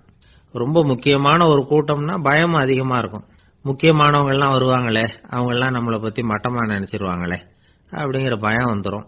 ஆனா மேடை பேச்சுங்கிறது அவ்வளவு கடினமான ஒரு காரியம் இல்லைங்கிறாங்க அது சம்பந்தமான நிபுணர்கள். யாரும் பேச்சாளர் ஆகலாம், இது ஒன்றும் பெரிய கிஃப்ட் கிடையாது அப்படின்னு அவங்க சொல்றாங்க. நீங்க ஒரு சிறந்த பேச்சாளர் ஆகணுமா அப்படின்னா அதுக்குன்னு சில ஆலோசனைகளை சொல்லி வச்சிருக்கிறாங்க அனுபவசாலிகள். முதல் ஆலோசனை என்னன்னா, உங்க பேச்சு எளிமையா இருக்கணும். ஏதாவது ஒரு கருத்து அல்லது 2 கருத்து சொன்னா போதும். 20 அல்லது 30 கருத்துக்களை சொல்லிட்டே போகக்கூடாது. 2வது ஆலோசனை, நீங்க என்ன பேச போறீங்கிறது முதல்ல உங்களுக்கு நல்லா புரியணும். அதுக்கப்புறம் தான் அதை அடுத்தவங்களுக்கு புரிய வைக்க முடியும். எப்படி ஆரம்பிக்க போறோம், எந்த கருத்தை முக்கியமா வலியுறுத்த போறோம், எப்படி முடிக்க போறோம் அப்படிங்கறத முதல்ல நல்லா சிந்திச்சு மனசுல வச்சுக்கணும். கடைசியா என்ன சொல்றீங்களோ அதுதான் கேட்கறவங்க மனசுல நிக்கும். 3வது ஆலோசனை என்னன்னா, உங்க பேச்சு சுருக்கமா இருக்கணும். ஒரு 15 நிமிஷம் பேசுறது ரொம்ப பொருத்தம். மணிக்கணக்கில் பேசிக்கிட்டு இருக்கிறது நல்லதில்லை. 4வது ஆலோசனை, நீங்க பேசுறது உண்மையா இருக்கணும், உங்களுக்கு உண்மையான அனுபவங்கள் இருக்கும், அதை சொல்லலாம். உங்களுடைய உண்மையான அனுபவங்களை மற்றவங்களோட பகிர்ந்துக்கணும், அதுதான் முக்கியம். 5வது ஆலோசனை, ஆரம்பத்தில் கொஞ்ச நேரம் உங்களை பத்தியும் எதிரில் உள்ளவங்களை பத்தியும் சம்பந்தப்படுத்தி ஏதாவது பேசி ஒரு நெருக்கத்தை ஏற்படுத்திக்கணும். ஒவ்வொருத்தரும் இப்ப இவர் பேச போறது நம்ம சம்பந்தப்பட்டது அப்படின்னு நினைக்க ஆரம்பிச்சிருவாங்கல்ல, அதுக்கப்புறம் அவங்க கேட்க தயாராயிட்டாங்கன்னு அர்த்தம். எதிரில் உட்கார்ந்துருக்கிற கூட்டத்திலிருந்து 3 பேரை தேர்ந்தெடுங்க. அதாவது வலது பக்கம் ஒருத்தர், நடுவுல ஒருத்தர், இடது பக்கம் ஒருத்தர். அதாவது உங்களை ரொம்ப கனிவாகவும் ஆர்வமாகவும் பார்க்கிறவரா பார்த்து தேர்ந்தெடுத்துங்க மனசுக்குள்ள. நீங்க பேசும்பொழுது என்ன பண்ணணும்னா, இவங்களை நேருக்கு நேரா மாறி மாறி பார்த்துக்கிட்டே பேசுனீங்கன்னா நீங்க ஏதோ ஒட்டுமொத்த கூட்டத்தையும் பார்த்து பேசுறதாக ஒரு உணர்வு அது ஏற்படுத்திவிடும். 6வது ஆலோசனை என்னன்னா, சொற்பொழிவுன்னா நீங்க பேசணும், படிக்கப்படாது. எழுதி படிக்கிறது நல்லா இருக்காது. குறிப்புகள் வேணும்னா வச்சுக்கலாம். படிக்கிறது பேப்பர்ல இருந்து வர்றது மாதிரி இருக்கும், பேசுறது இதயத்திலிருந்து வர்றது மாதிரி இருக்கும். அப்புறம் 7வது ஆலோசனை சொல்றாங்க, அது என்னன்னா, மேடையில ஏறி நின்ன உடனே இயல்பா மூச்சை இழுத்து விட்டுங்க, இயல்பு நிலைக்கு வாங்க, அதுக்கப்புறம் இயல்பா பேச ஆரம்பிக்கலாம் அப்படிங்கிறாங்க. இவ்வளவும் பேச்சு கலையில் வல்லுநர்களா இருக்கிறவங்க சொல்லுகிற ஆலோசனைகள். இதையெல்லாம் கடைபிடிச்சா நமக்கும் அதுக்கும் வெகு தூரம்னு நினைச்சுக்கிட்டு இருந்த ஒண்ணு இப்ப கிட்டத்துல நெருங்கி வந்துடும். நாம சொல்றபடியெல்லாம் அது கேட்கும். ஒரு பேச்சாளர், அவருக்கு சுருக்கமாவே பேச தெரியாது. மேடையில ஏத்தி விட்டுட்டா போதும், ஆரம்பிச்சிருவார், நிறுத்த மாட்டார், பேசிக்கிட்டே இருப்பார். ஒரு தடவை அவர் ஒரு கூட்டத்துல ரொம்ப நேரம் பேசிக்கிட்டே இருக்கிறார். எதிரில் பொறுமை இழந்த ஒருத்தர் தன்னுடைய கை கடிகாரத்தை காட்டினார். அதை கவனிச்ச பேச்சாளர், மன்னிக்கணும், கை கடிகாரம் நான் கொண்டுகிட்டு வர மறந்துட்டேன், அதுதான் நேரம் போனதே தெரியல அப்படின்னு சொல்லியிருக்கிறார். இதுக்கு அவரு சொன்னாராம் கோபமா, ஏய்யா கடிகாரத்தை தான் பார்க்க முடியல, மறந்துட்டேன், பக்கத்துல மாட்டிருக்கிற காலண்டரையாவது பார்க்கப்படாதா அப்படின்னாராம்.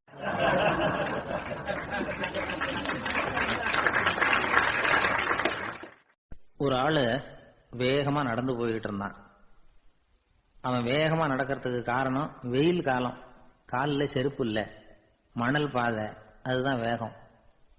காலில் செருப்பும் இல்லாம கையில குடையும் இல்லாம அந்த ஆளு வெயில்ல நடந்து போயிட்டு இருக்கிறான். அந்த சமயத்துல இன்னொருத்தன் குதிரை மேல ஏறி அந்த வழியா வந்துகிட்டு இருக்கிறான். அவன் காலில் செருப்பும் இருந்தது, கையில குடையும் இருந்தது. நடந்து போயிட்டு இருந்தவன் அந்த குதிரை ஆசாமியை பார்த்து கேட்டான், ஐயா நீங்களும் குதிரை மேல உட்காந்துக்கிட்டு போய்கிட்டு இருக்கிறீங்க, அப்படி இருக்கிறப்போ உங்களுக்கு அந்த செருப்பு என்னத்துக்கு, அதை எனக்கு கொடுத்து உதவலாமே அப்படின்னா.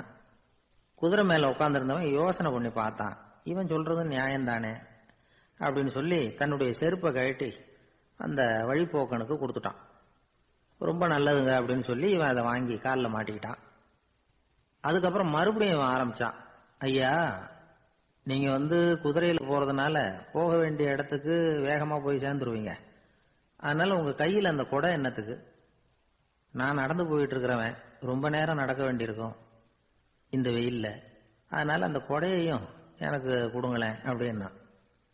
குதிரை வீரன் யோசனை பண்ணி பார்த்தான், இதுவும் நியாயம்தானே அப்படின்னு அவனுக்கு தோணுச்சு. உடனே இறக்கப்பட்டு தன் காலில் இருந்த செருப்பை கொடுத்தது மாதிரியே தன் கையில் இருந்த குடையையும் இவங்கிட்ட கொடுத்துட்டான். அதுக்கப்புறம் அவன் நிம்மதியா புறப்பட்டான். இப்ப மறுபடியும் கை தட்டி அவனை நிறுத்தினான். கீழே நின்றுட்டு இருந்தவன், என்னப்பா ஏன் என்ன நிறுத்தின, இன்னும் ஏதாவது வேணுமா உனக்கு அப்படின்னா குதிரையில இருந்தவன். இவன் மெதுவா வாயை திறந்து அந்த குதிரையையும் என்கிட்ட கொடுத்துருங்களேன்னா. அந்த குதிரை வீரன் இப்ப ஒரு கணம் யோசனை பண்ணி பார்த்தான். உடனே என்ன பண்ணான் தெரியுமா, தன்கிட்ட இருந்த குதிரை சவுக்கை எடுத்தான். குதிரை சவுக்கால அந்த ஆளை வாங்குவாங்கன்னு வீசி தள்ளிவிட்டான். இவ்வளவு சவுக்கடியும் வாங்கிட்டு இந்த ஆள் என்ன பண்ணான் தெரியுமா, சிரிக்கிறான். அடி வாங்கிட்டு யாராவது சிரிப்பாங்களா? குதிரை வீரனுக்கு ஒன்றும் புரியல.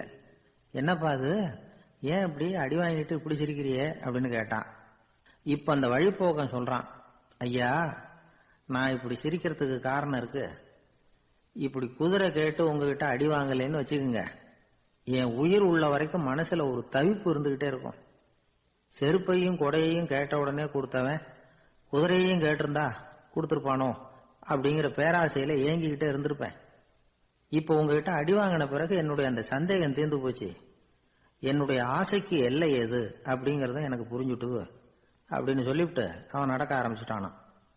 ஆசைக்கும் எல்லை உண்டு அப்படிங்கிறத விளக்கறதுக்காக வாரியார் சுவாமிகள் சொல்ற கதை இது. இந்த காலத்திலயும் ஒருத்தன் அது மாதிரி கொடை செருப்போட குதிரையில போய்கிட்டு இருந்தான். எதிரில் நடந்து வந்தவன், ஐயா உங்க கொடையை எனக்கு கொடுங்களேன்னு கேட்டான்.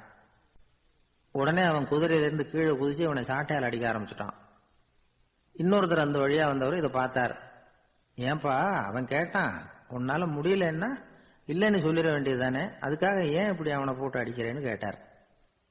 உங்களுக்கு விவரம் புரியாது சார், காலம் ரொம்ப கெட்டு போச்சு, கேட்டதை கொடுத்தேன்னு வச்சுக்கோங்க, இந்த குதிரையே என்னோடது, அவன் திருடிக்கிட்டு போறான் அப்படின்னு என் பேர்ல புகார் கொடுக்க ஆரம்பிச்சிருவான் சார் அப்படின்னா. அது எப்படி அவ்வளவு உறுதியா சொல்றேன்னு கேட்டார் அவரு. ஏற்கனவே அது மாதிரி ஒருத்தன் பேர்ல புகார் கொடுத்துட்டு தான் இந்த குதிரையை நான் தள்ளிட்டு வந்துகிட்டு இருக்கிறேன். ஒரு ஊர்ல ஒரு ராஜா இருந்தார். அவரு ஒரு நாள் காலையில அரண்மனையில மேல் மாடத்துல வந்து நின்றுகிட்டு இருந்தார். அப்போ ஒரு ஆள் வீதியில ரொம்ப வேகமா ஓடிக்கிட்டு இருக்கான். அதை ராஜா கவனிச்சார். அவன் மனசுல ஏதோ ஒரு தவிப்பு இருக்குங்கிறத புரிஞ்சுக்கிட்டார். உடனே அரண்மனை சேவகர்களை கூப்பிட்டார். அந்த ஆளை இங்க அழைச்சிட்டு வாங்க அப்படின்னார். இவங்க ஓடி போய் அந்த ஆளை அழைச்சிட்டு வந்தாங்க. மன்னர் முன்னாடி நிறுத்தினாங்க. மன்னர் அவனை நிமிர்ந்து பார்த்தார். எதுக்காக இவ்வளவு வேகமா ஓடிக்கிட்டு இருக்கிற அப்படின்னு கேட்டார். இதுக்கு அவன் சொன்னா, மன்னா, நம்ம கோட்டையின் வடக்கு வாசல் இருக்கு இல்லையா, அது ஓரமா ஒரு பெரிய பாறாங்கல் கிடக்கு. அதுக்கு அடியில நான் ஒரே ஒரு வெள்ளி நாணயத்தை புதைச்சி வச்சிருக்கேன். அது இப்போ எனக்கு தேவைப்படுது. என்னுடைய மனைவிக்கு ஒரு பரிசு வாங்கி கொடுக்க வேண்டியிருக்கு. அதுக்காக தான் அவசரமா ஓடிக்கிட்டு இருக்கிறேன் அப்படின்னா. மன்னர் யோசனை பண்ணார். அப்புறம் சொன்னார், அதுக்காகவா இப்படி ஓடுற? பரவாயில்ல, அதை பத்தி கவலைப்படாத. நான் உனக்கு 10 வெள்ளி காசுகள் தர்றேன், வாங்கிட்டு திரும்பி போ அப்படின்னார். இவன் தலையை சொரிஞ்சான். மன்னா, நீங்க கொடுக்கறத ரொம்பவும் மகிழ்ச்சியோட வாங்கிக்கிறேன். இருந்தாலும் அதுக்கப்புறம் அந்த வடக்கு வாசலுக்கு போய் அங்க இருக்கிற ஒரு நாணயத்தையும் எடுத்துக்கிட்டு போயிடுறேனே அப்படின்னா. இத பாருப்பா, அந்த ஒரு நாணயத்தை மறந்துரு, உனக்கு 100 வெள்ளி நாணயங்கள் தரேன் இருக்கார். மன்னா, ரொம்ப மகிழ்ச்சி, உங்க மாதிரி தாராள குணம் வேற யாருக்கும் வராது. நீங்க கொடுக்கற 100 நாணயங்களையும் வாங்கிக்கிறேன். இருந்தாலும் வடக்கு வாசலுக்கு போய் அதையும் எடுத்துக்கிட்டா 101 ஆயிடுமே அப்படின்னா. இத பாருப்பா, அந்த ஒரு நாணயத்தை மறந்துரு, அது எக்கேடாவது கெட்டு போட்டோம். நான் உனக்கு 100 பொற்காசுகள் தரேன், அதையாவது வாங்கிட்டு வந்த வழியிலேயே திரும்பி போடுன்னாராம். தங்க நாணயங்களே தரேன்னு சொல்றீங்க, தாராளமா வாங்கிக்கிறேன். இருந்தாலும் வடக்கு வாசலுக்கு போய் அப்படின்னு மறுபடியும் ஆரம்பிச்சான். அரசர் பொறுமை இழந்துட்டார். கடைசியா ஒரு முடிவுக்கு வந்துட்டார். இத பாருப்பா, உனக்கு என்னுடைய ராஜ்யத்திலேயே பாதியை கொடுத்துடுறேன், அப்படியாவது திருப்தியா திரும்பி போ அப்படின்னாராம். மன்னா, உங்களுடைய பெருந்தன்மைக்கு ஈடு இணையே கிடையாது. தேசத்திலேயே பாதி பிரிச்சு கொடுக்கறேன்னு சொல்றீங்க, அதனால உங்ககிட்ட ஒரு சின்ன வேண்டுகோள் அப்படின்னானா. சொல்லு சொல்லுன்னாராம் மன்னர் ஆர்வமா. இவன் மெதுவா ஆரம்பிச்சான். அப்படி இந்த ராஜ்யத்தை 2ஆ பிரிக்கிறப்போ அந்த வடக்கு வாசல் இருக்கிற பக்கத்தை என்கிட்டயே கொடுத்துருங்க அப்படின்னானா. மன்னர் அசந்து போயிட்டார். இந்த கதை எதுக்காகன்னு கேட்டா, மனம்ங்கிறது ஒரு குரங்குங்கிறத புரிஞ்சுக்கிறதுக்காகத்தான்.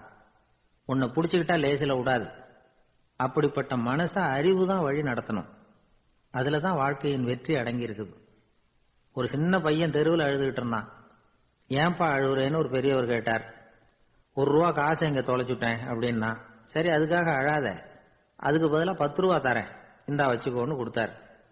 அந்த 10 ரூபாய வாங்கி சட்டப்பையில போட்டுக்கிட்டு அதை விட அதிகமா சத்தம் போட்டு அழ ஆரம்பிச்சுட்டான். மறுபடியும் ஏண்டா அழறேன்னு கேட்டார் பெரியவர். அந்த 1 ரூபாயும் கிடைச்சிட்டுதுன்னா இப்ப என்கிட்ட 11 ரூபா இருக்குமே, இப்ப 10 ரூபா தானே இருக்கு அப்படின்னு சொல்லிவிட்டு அழறான். எனக்கு தெரிஞ்ச ஒருத்தர் இருக்கார். அவரு ஒரு பெரிய காவல்துறை அதிகாரி, ரொம்ப கண்டிப்பானவர். அவரை கண்டாவே எல்லாரும் பயப்படுவாங்க. அப்படிப்பட்டவர் வீட்டுக்கு போனா அப்படியே அடியோட மாறிடுவார். அங்க போய் பாத்தீங்கன்னா குழந்தைகளோட குழந்தையா அவர் விளையாடிட்டு இருப்பார்.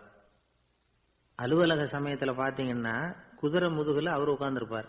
வீட்டுல பாத்தீங்கன்னா அவர் முதுகுல குழந்தை உட்கார்ந்துருக்கும். அவரு குதிரை மாதிரி போயிட்டு இருப்பார். இது எப்படிங்க முடியுது உங்களால அப்படின்னு கேட்டாங்க. அது ஒண்ணும் இல்ல, இங்க வீட்டுக்கு வந்த உடனே என்னோட மனசை தனியா எடுத்து வச்சிருவேன் அப்படின்னார். அது என்னங்க உங்க சட்டப்பையிலியா இருக்குது மனசு, அது தனியா எடுத்து வைக்கிறதுக்கு அப்படின்னு கேட்டாங்க. அப்படி இல்லைங்க, இது ஒரு பயிற்சி, மனப்பயிற்சி, அவ்வளவுதான் அப்படின்னார். இப்படி சமயம் பார்த்து மனசை தனியா வச்சுட தெரிஞ்சவங்க வாழ்க்கையில எப்பவும் உற்சாகமா இருப்பாங்க அப்படிங்கிறது பெரியவங்க கருத்து. ஒரு டாக்டர் ஆஸ்பத்திரியில் இருக்கிற வரைக்கும் டாக்டரா இருக்கலாம். அவர் மனைவிகிட்டையும் அவர் டாக்டரா இருக்க வேண்டிய அவசியம் இல்லை.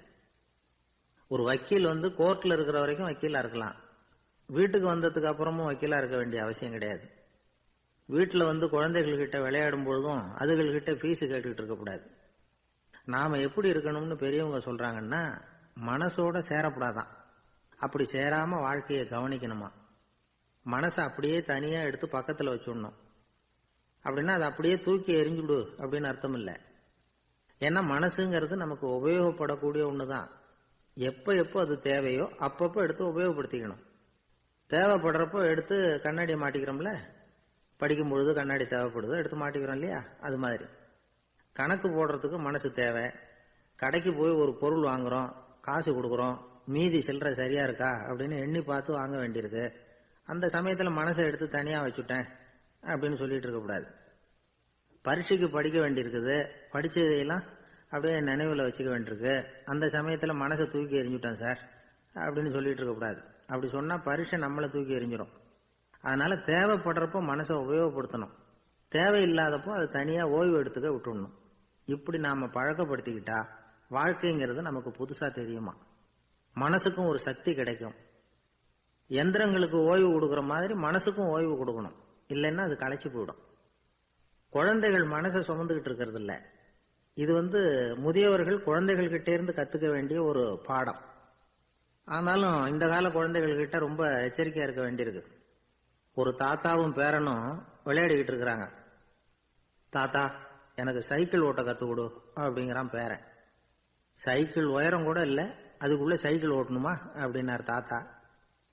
ஏன் தாத்தா, ரயில் ஓட்டுறாரு, அவர் என்ன ரயில் நீளமா இருக்கார் அப்படின்னு கேட்டானா அந்த பையன். ஒரு ஊர்ல ஒரு மன்னர் இருந்தார். அழகான அரண்மனையில அவர் இருந்தார். அந்த அரண்மனையை விட அழகா ஒரு மாளிகையை அந்த ஊர்லயே வேற ஒருத்தன் கட்டியிருந்தான். அப்படி கட்டி முடிச்சதுல அவனுக்கு ரொம்ப பெருமை. எத்தனையோ செல்வந்தர்கள்லாம் பார்த்துட்டு, இந்த மாளிகையை விலைக்கு கொடுத்துடுறியா, எவ்வளவு விலை சொன்னாலும் சரி நாங்க வாங்கிக்கிறதுக்கு தயாரா இருக்கோம் அப்படின்னு சொல்லி கேட்டு பார்த்துட்டாங்க. நான் இதை விற்கிறதுக்கு தயாரா இல்ல அப்படின்னு சொல்லிவிட்டான். அவ்வளவு சிறப்பா கலை அம்சத்தோடு அதை கட்டி முடிச்சிருக்கிறான். அதுவே ஒரு பெரிய அரண்மனை மாதிரி இருந்ததுன்னா பாத்துங்களேன். சுற்றிலும் அழகான பூந்தோட்டம். ஒரு நாள் அவன் எங்கேயோ வெளியூர் போயிட்டு திரும்பி வந்துகிட்டு இருக்கிறான். அப்போ அந்த மாளிகை தீப்பெட்டி எரிஞ்சுக்கிட்டு இருக்கு. பதறி போட்டான். விலைக்கு கேட்டவங்க யாராவது இதை செஞ்சிருக்கணும், இல்லைன்னா மன்னரே செய்த சதியோ என்னவோ, இப்படிலாம் அவனுக்கு சந்தேகம். ஒரு மூலையில உட்காந்து அழ ஆரம்பிச்சுட்டான். அந்த சமயத்துல அவனுடைய மகன் அங்க ஓடி வந்தான். அப்பா அழாதீங்க, இதை நான் நேற்று ராத்திரியே நம்ம ஊர் மன்னருக்கு வித்துட்டேன். இதை கட்டி முடிக்க நமக்கு எவ்வளவு செலவாச்சோ அதை போல 3 மடங்கு விலைக்கு வித்துட்டேன், கவலைப்படாதீங்க, இதை விட அழகான மாளிகையை நாம புதுசா கட்டிக்கலாம்னா. இதை கேட்டதும் அழுதுகிட்டு இருந்தவன் அழுகையை நிறுத்தினான், சிரிக்க ஆரம்பிச்சுட்டான். இதே இடத்த நான் மன்னர்கிட்ட இருந்து விலைக்கு வாங்குவேன், இதை விட அழகான மாளிகையை கட்டுவேன் அப்படின்னு சுத்தி நின்ன எல்லார்கிட்டையும் சொல்லிக்கிட்டு இருந்தான். இந்த சமயத்துல அவனோட இளைய மகன் ஓடி வந்தான். அப்பா, அண்ணன் சொன்னதெல்லாம் சரிதான், மன்னர்கிட்ட விலை பேசினதெல்லாம் உண்மைதான், ஆனா வித்தது பேச்சு அளவுல தான். இனிமேதான் பத்திரம் வாங்கணும், எழுதணும், நீங்க கையெழுத்து போடணும், பதிவு பண்ணணும், மன்னர்கிட்ட பணம் வாங்கணும், அதுக்காகத்தான் உங்களை எதிர்பார்த்துக்கிட்டு இருந்தோம், அதுக்குள்ள இப்படி ஆயிட்டுதுன்னா. இப்ப சிரிச்சுக்கிட்டு இருந்தவன் சிரிப்பை நிறுத்தினான். மறுபடியும் குழந்தை மாதிரி அழ ஆரம்பிச்சுட்டான். இது ஒரு சம்பவம். இதுல இருந்து என்ன தெரியுது? அந்த அழகான மாளிகை தன்னுடையது அப்படின்னு நினைக்கும் பொழுது அவனுக்கு அழுகை வந்தது. அது தன்னுடையது இல்லை அப்படின்னு நினைக்கிற போது சிரிப்பு வந்தது. மறுபடியும் அது தன்னுடையதுதான் அப்படிங்கிற உணர்வு வரும்பொழுது அழுகை. எது எதிலிருந்து நீ நீங்கி இருக்கிறாயோ அது அதிலிருந்து உனக்கு துன்பம் இல்லை அப்படிங்கிறார் திருவள்ளுவர். இந்த உடம்பு என்னுடையதில்லை அப்படிங்கிற உணர்வு வந்துட்டா அது ஒரு பெரிய நிலை. அந்த நிலை வரணும். எல்லாத்தையும் பயன்படுத்திக்கலாம், ஆனா பற்றுல விழுந்துடக்கூடாது. உலகத்தில் இருங்கள், ஆனால் உலகத்தவராக இருக்காதீர்கள். உலகிற்குள் இருங்கள், உலகம் உங்களுக்குள் வந்துவிட அனுமதிக்காதீர்கள். விலகி இருங்கள், விழித்திருங்கள், மௌனமாய் பார்த்திருங்கள் அப்படிங்கிறது சான்றோர் கருத்து. செய்ய வேண்டிய கடமையிலிருந்து விலகி இருக்கிறவர்கள் நம்ம கிட்ட நிறைய பேர் உண்டு. அப்படிப்பட்ட ஒருத்தர் டாக்டர் கிட்ட போனார். டாக்டர், நான் ஒரு கவர்மெண்ட் ஆபீஸ்ல வேலை பார்க்கறேன், எனக்கு ஒரே அசதியா இருக்கு, என்னை சோதிச்சு பாருங்க, ஆலோசனை சொல்லுங்க ஏதாவதுன்னார். டாக்டர் அவரை பரிசோதனை பண்ணி பார்த்துட்டு சொன்னார், இதோ பாரு, உனக்கு இப்போ தேவைப்படுறது முழு ஓய்வு. நீ எவ்வளவு சீக்கிரமா ஆபீஸுக்கு போறியோ அவ்வளவுக்கு உனக்கு நல்லது அப்படின்னாராம். ஒரு ஊர்ல ஒரு ஆள் இருந்தான். கற்பனையிலேயே காலத்தை கடத்திக்கிட்டு இருந்தான். ஒரு நாள் ஒரு மரத்தடியில உட்கார்ந்துருந்தான். அவனுக்கு பசிக்கிற மாதிரி தெரிஞ்சது. உடனே கற்பனையிலேயே சாப்பிட ஆரம்பிச்சுட்டான். அதாவது எதிரில் இலை போட்டு சாப்பாடு போடப்பட்டிருக்கிறதாகவும் அதை இவன் சாப்பிட்றதாகவும் நினைச்சுக்கிட்டு கையை மட்டும் வாய்க்கும் தரைக்குமா அப்படியும் இப்படியும் கொண்டுகிட்டு போய் பாவனை பண்ணிக்கிட்டே இருக்கிறான். தூரத்துல இருந்து பாக்குறவங்களுக்கு இவன் ஏதோ பலமான விருந்து சாப்பிட்டுட்டு இருக்கிறான் அப்படின்னு தான் தோணும். அது மாதிரியே பண்ணிட்டு இருந்தான். அந்த வழியா ஒரு சன்னியாசி வந்துகிட்டு இருந்தார். இவனை பார்த்தார். என்ன இவன் இப்படி பண்ணிட்டு இருக்கிறானே அப்படின்னு நினைச்சாரு. கொஞ்ச நேரம் அவனையே உத்து பார்த்துக்கிட்டு இருந்தார். இவரை பார்த்ததும் அவன் இன்னமும் சுவாரஸ்யமா சாப்பிட ஆரம்பிச்சுட்டான். அப்பப்பா என்ன இது, இந்த குழம்பு இவ்வளவு காரமா இருக்கு, என்னுடைய நாக்கே எரிஞ்சு போடும் போல இருக்க அப்படின்னு சொல்லிட்டு பக்கத்துல ஒரு குவளையை எடுத்து தண்ணி குடிக்கிறது மாதிரி பாவனை பண்றான். அப்பாடா இப்போ கொஞ்சம் பரவாயில்ல அப்படின்னு சொல்லிக்கிட்டு குவளையை கீழே வைக்கிறது மாதிரி ஒரு பாவனை பண்றான். சன்னியாசி பார்த்தார். என்னப்பா சாப்பாட்டுல காரம் அதிகமோ அப்படின்னார். ஆமா சுவாமி, ஞாபகம் மறதியில் கொஞ்சம் மிளகாய் அதிகமா சேர்த்துக்கிட்டேன் அப்படின்னா. சரி சாப்பிடு அப்படின்னு சொல்லிட்டார். அவன் சாப்பிட்டு முடிக்கிற வரைக்கும் பொறுமையா உட்காந்துருந்தார். அவன் அப்பாடா அப்படின்னு சொல்லிட்டு மறுபடியும் தண்ணி எடுத்து குடிச்சான். எல்லாம் கற்பனையிலேயே. அதுக்கப்புறம் சன்னியாசி பேச ஆரம்பிச்சார். இதை பாருப்பா, உன்னுடைய கற்பனையை நான் மெச்சுறேன். இருந்தாலும் உன் சாப்பாட்டுல ஒரு இனிப்பையும் வச்சிருக்கலாமே, ஏன் மிளகாய அளவுக்கு அதிகமா போட்டுட்டு அவஸ்தைப்படுற அப்படின்னார். அவன் யோசிக்க ஆரம்பிச்சான். அதுக்கப்புறம் இவர் சொன்னார், இதை பாருப்பா, இனிமேல உன்னுடைய கற்பனையும் உயர்ந்ததாக இருக்கட்டும் அப்படின்னு உபதேசம் பண்ணிவிட்டு போனார். எப்பவும் உயர்வை பத்தியே சிந்திக்கணும். உயர்வு கிடைக்கலன்னா கூட அப்படி சிந்திக்கிறத நிறுத்தப்படாது அப்படிங்கிறார் திருவள்ளுவர். உள்ளுவது எல்லாம் உயர் உள்ளல், மற்ற அது தள்ளினும் தள்ளாமை நீர்த்து. ஊக்கம் இல்லாம உலகத்துல வாழ்ந்து பிரயோஜனம் இல்லை. அதனால உயர்வாகவே சிந்திக்கணும். அது நம்மளை ஊக்கப்படுத்தும். இது பெரியோர் வாக்கு. இந்த உலகத்துல கற்பனையிலேயே வாழ்கிற சில கஞ்சர்களும் உண்டு. அதாவது 2 கஞ்சர்கள், 2 பேரும் பக்கத்து ஊர்ல இருந்தாங்க. பொங்கல் சமயம் ஒரு கஞ்சன் தன்னுடைய மகனை கூப்பிட்டான். இதோ பாருப்பா, பக்கத்து ஊர்ல என்னுடைய நண்பன் ஒருத்தன் இருக்கிறான், அவனுக்கு பொங்கல் பரிசு ஏதாவது கொடுக்கணும். நான் ஒரு 4 ஆட்டுக்குட்டியை தரேன், நீ கொண்டுகிட்டு போய் கொடுத்துட்டு வந்து விடுறியா அப்படின்னு கேட்டான். சரி நான் புள்ள, ஒரு பைய கையில் எடுத்துக்கோன்னா. அவன் எடுத்துக்கிட்டான். இந்த ஆட்டுக்குட்டி பிடிச்சிக்கோ அப்படின்னு சொல்லி ஒவ்வொன்னா போடுறேன் பார் அப்படின்னு சொல்லிட்டு 1 2 3 4 அப்படின்னு எண்ணிக்கிட்டே வெறும் சைகையாலேயே ஆட்டுக்குட்டியை பிடிச்சி போடுறது மாதிரி பாவனை பண்ணிட்டு இருக்கிறான். அவன் பிள்ளையும் அது ரொம்ப அக்கறையா வாங்கிக்கிறது மாதிரி வாங்கிட்டு அந்த பைய தூக்கிட்டு அடுத்த ஊருக்கு போறான். இவன் அங்க போய் சேர்ந்த நேரத்துல அந்த கஞ்சன் ஊர்ல இல்ல, எங்கேயோ வெளியில போயிருக்கிறான். அவனோட புள்ள மட்டும்தான் வீட்டுல இருந்தான். இவன் அவன்கிட்ட, இதை பாரு, எங்க அப்பா உங்க அப்பாவுக்கு ஆட்டுக்குட்டி கொடுத்து அனுப்பியிருக்கிறாரு, பிடிச்சிக்கோ அப்படின்னு சொல்லி பாவனையிலேயே ஒவ்வொன்னா எடுத்து அவன்கிட்ட கொடுத்துட்டான். அவனும் வாங்கிட்டான் வாங்கறது மாதிரி. அப்புறம் சொன்னான், சரிப்பா நானும் பதிலுக்கு ஏதாவது ஒன்னுகிட்ட கொடுக்கணும் இல்லையா, அதனால அந்த பைய புடி, ஒரு 10 எலுமிச்சம்பழம் தரேன், பதிலுக்கு அதை நீ எடுத்துட்டு போ அப்படின்னு சொல்லி கையாலேயே ஒவ்வொன்னா எடுத்து போடுறது மாதிரி பாவனை பண்ணிவிட்டான். அவனும் ரொம்ப நன்றி அப்படின்னு சொல்லிவிட்டு அதை வாங்கிட்டு போயிட்டான். கொஞ்ச நேரம் கழிச்சு வெளியில போயிருந்த அப்பங்காரன் திரும்பி வந்தான்.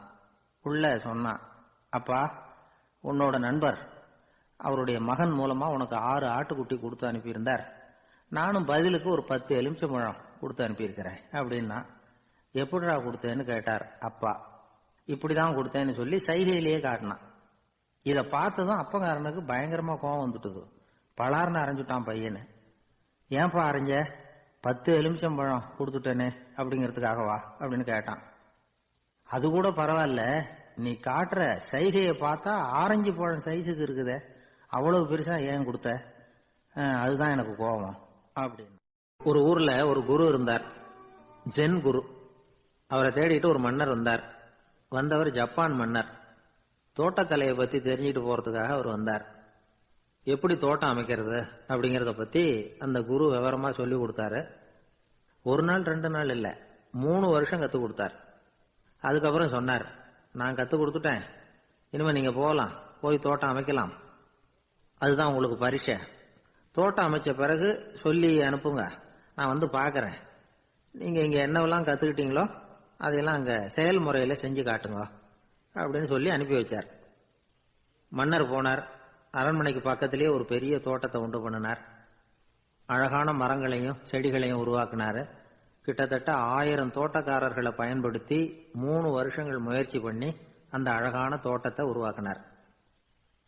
குரு கிட்ட இருந்து செய்தி வந்தது, நாளைக்கு வந்து தோட்டத்தை பார்க்கறேன் அப்படின்னு. மன்னர் உடனே சுறுசுறுப்பாயிட்டார். முதல் நாளே தோட்டத்தை சுத்தப்படுத்தினார். ராத்திரி பூரா யாரும் தூங்கல. எல்லாருக்கும் தோட்டத்தை ஒழுங்குபடுத்துற வேலை. அது அந்தந்த இடத்துல ஒழுங்கா இருக்குதா அப்படின்னு சரி பார்த்தாங்க. ஒரு தவறும் இல்லாத வகையில் அதை ஒழுங்குபடுத்தினாங்க.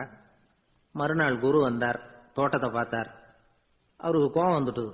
மன்னருக்கு ஆச்சரியம், எப்பவும் சிரிச்சுக்கிட்டே இருக்கிறவர் இப்ப எப்படி இருக்கிறாரே அப்படின்னு.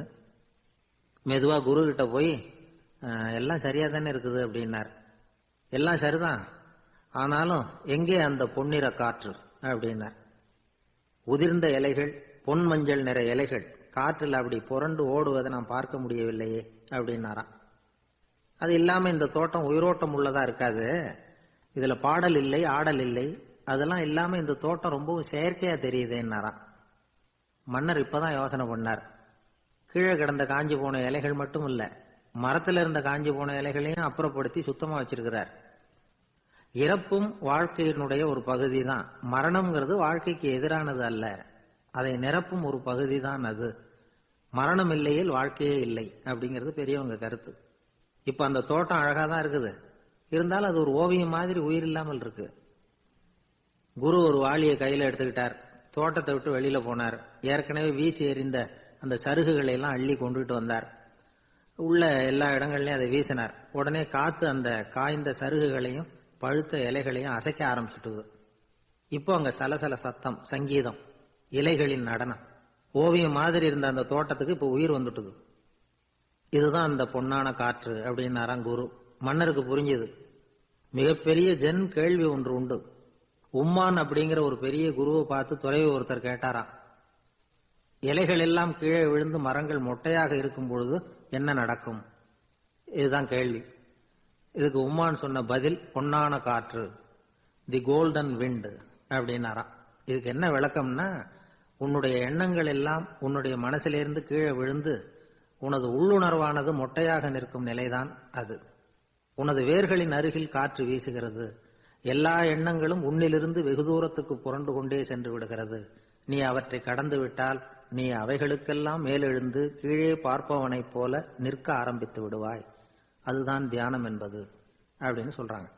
தியானம்ங்கிறது எண்ணத்துக்கு எதிரானது இல்லை, தியானம்ங்கிறது எண்ணங்களை கடந்து செல்வதுதான். அதுக்கப்புறம் நாம பொன்னிற காற்றுல ஆட ஆரம்பிச்சிருவோம். இதுதான் பெரியவர்கள் சொல்றது. என்கிட்ட ஒருத்தர் தோட்டம் அமைக்கணும்னு யோசனை கேட்டு வந்தார். எல்லாம் சொல்லி கொடுத்தேன். செடிகள்லாம் செழிப்பா வளரணும்னா வேர் காயாம பாத்துக்குங்க, தினமும் தண்ணி விடுங்க அப்படின்னு சொல்லி அனுப்பி வச்சேன். 1 மாசம் கழிச்சு ஒரு தோட்டத்தை பாக்கிறதுக்காக போனேன். போய் பார்த்தா எல்லா செடியும் வாடி கிடக்குது. என்னங்க இப்படி பண்ணிவிட்டீங்கன்னு. நீங்க சொன்னபடிதான் செஞ்சேன்னார். என்ன செஞ்சீங்கன்னு கேட்டேன்.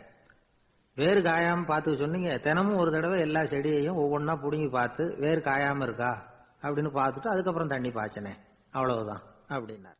ஒரு நல்ல நகைச்சுவை எப்படி இருக்கணும், இதுக்கு ஒவ்வொருத்தர் ஒவ்வொரு மாதிரியான விளக்கத்தை கொடுத்துருக்குறாங்க. ஆனா கலைவாணர் NS கிருஷ்ணன் கொடுக்கிற விளக்கம் என்ன தெரியுமா? நகைச்சுவைங்கிறது அடுத்தவங்களுக்கு துன்பம் கொடுக்காம இருக்கணும், அடுத்தவங்க மனசை புண்படுத்தக்கூடாது, அதுதான் சிறந்த நகைச்சுவை அப்படிங்கிறார். அதுக்கு அவர் உதாரணமும் கொடுக்கிறார். ஒரு ஏரி ஓரமா 2 பசங்க நடந்து போயிட்டு இருக்கிறாங்க. அதுல ஒருத்தன் பணக்கார வீட்டு பையன், இன்னொருத்தன் ஏழை. இவங்க 2 பேரும் போயிட்டு இருக்கிறாங்க.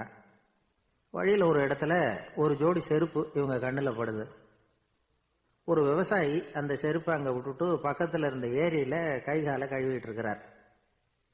உடனே அந்த பணக்கார பையனுக்கு ஒரு ஐடியா. அவன் சொன்னானா, டேய் இப்போ ஒரு வேடிக்கை செய்யலாம், அந்த செருப்பு 2ஐயும் தூக்கி எட்டத்துல வீசி எரிஞ்சிருவோம். அந்த ஆள் பார்த்துட்டு செருப்பை தேடி அல்லாடுவான், அங்கேயும் இங்கேயும் ஓடுவான், திரு திருன்னு முழிப்பான். அதை பார்த்து நாம ரசிக்கலாம், நல்ல தமாஷா இருக்கும் அப்படின்னு இருக்கான்.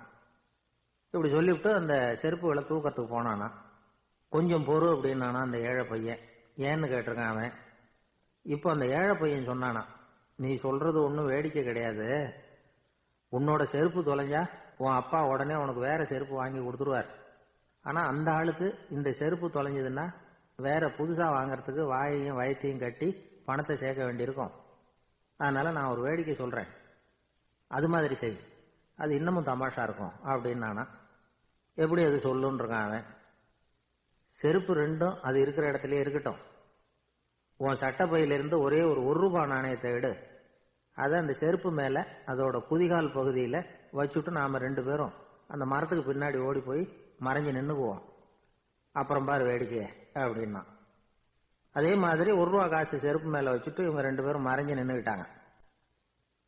கொஞ்ச நேரத்துல அந்த விவசாயி வந்தார். காலில் உள்ள மண்ணை தட்டிவிட்டு செருப்பை மாட்டுறதுக்காக போனார். அங்க இருந்த காசு கண்ணுல போட்டுட்டுது. அவருக்கு ஆச்சரியமா போச்சு. அதை கையில எடுத்து பாக்குறார். 4 பக்கமும் திரும்பி திரும்பி பாக்குறார், யார் இதை வச்சிருப்பான்னு. கடைசியில ஆகாயத்தை பாக்குறார். ஆண்டவா, இது உன்னோட கருணை தான். நீ தான் யாரோ புண்ணியவான் மனசுல தர்மம் பண்ற எண்ணத்தை உண்டாக்கி இருக்கிற. அந்த புண்ணியவான் நல்லா இருக்கணும் அப்படின்னு வாழ்த்தி அந்த காசை கண்ணுல ஒத்திக்கிட்டாராம். மறைஞ்சிருந்து பார்த்துக்கிட்டு இருந்த ஏழை பையன் இப்படி சொன்னான், பாத்தியா, உன்னை புண்ணியவான்னு வாழ்த்திக்கிட்டு போறார் அந்த ஆள். அவருக்கும் சந்தோஷம், அதை பார்த்து நமக்கும் சந்தோஷம். உனக்கு 1 ரூபாங்கிறது ஒரு பெரிய விஷயம் இல்லை, ஆனா அதனால நமக்கு கிடைச்சிருக்கிற மகிழ்ச்சி ரொம்ப உயர்வானது அப்படின்னு நானா. வேடிக்கையும் கிண்டலும் இது மாதிரி அடுத்தவங்களுக்கு இடைஞ்சலா இல்லாம இருக்கணும் அப்படிங்கிறார் கலைவாணர். ஆனா பாருங்க, அவருக்கே இடைஞ்சலா வர்ற விஷயங்களை கூட அவர் வேடிக்கையா தான் எடுத்துக்கிட்டாராம். ஒரு தடவை ஒருத்தர் கலைவாணர்கிட்ட வந்து, ஐயா என் குழந்தை செத்து போச்சு அப்படின்னு சொல்லி அழுதாராம். உடனே இவர் அவருக்கு 100 ரூபாய் பணத்தை கொடுத்து, இந்தாங்க அடக்கம் செய்யுங்க அப்படின்னு சொல்லி அனுப்பி வச்சாராம். 1 வருஷம் கழிச்சு மறுபடியும் அதே ஆள் வந்திருக்கார். இவர் மறந்துருப்பாருங்கிற நினைப்புல, அண்ணே என் குழந்தை இறந்து போச்சுண்ணே அப்படின்னாராம். இவர் மறுபடியும் 100 ரூபாய் கொடுத்து ஆறுதல் சொல்லி அனுப்பி வச்சாராம். 7-8 மாசம் கழிச்சு மறுபடியும் அதே ஆள் வந்திருக்கார்.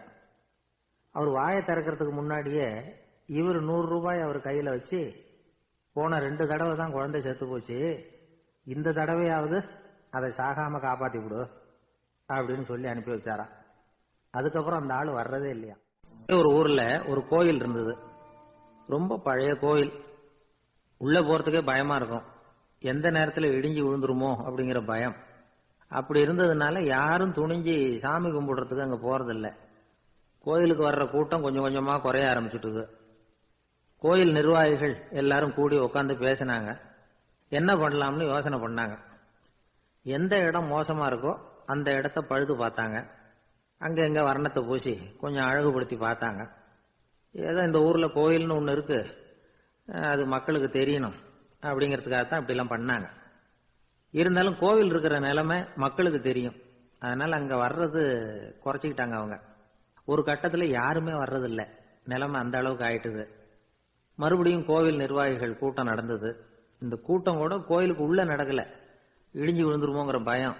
அதனால வெளியில தான் உட்காந்து கூட்டத்தை நடத்தினாங்க. ஏன்னா உள்ள போறதுக்கு அவங்களுக்கும் துணிச்சல் கிடையாது, எந்த நேரமும் விழுந்துரும் போல இருந்தது அது. அது வழியா போறவங்க கூட வேகமா அந்த இடத்த கடந்து போக ஆரம்பிச்சுட்டாங்க. கோவில் நிர்வாகிகள் வெளியில உட்காந்து கூட்டம் போட்டாங்க இல்லையா, அந்த கூட்டத்துல 4 தீர்மானங்களை நிறைவேற்றினாங்க. அது என்ன 4 தீர்மானம்னா, முதல் தீர்மானம், இந்த கோவிலை இடிப்பது அப்படிங்கிற முடிவை இந்த கமிட்டி மிகவும் வருத்தத்துடன் ஏற்றுக்கொள்ளுகிறது அப்படின்னு நிறைவேற்றினாங்க. இதுக்கு பதிலா இன்னொரு கோவிலை உடனடியாக கட்டி முடிச்சுடணுங்கிறது 2வது தீர்மானம்.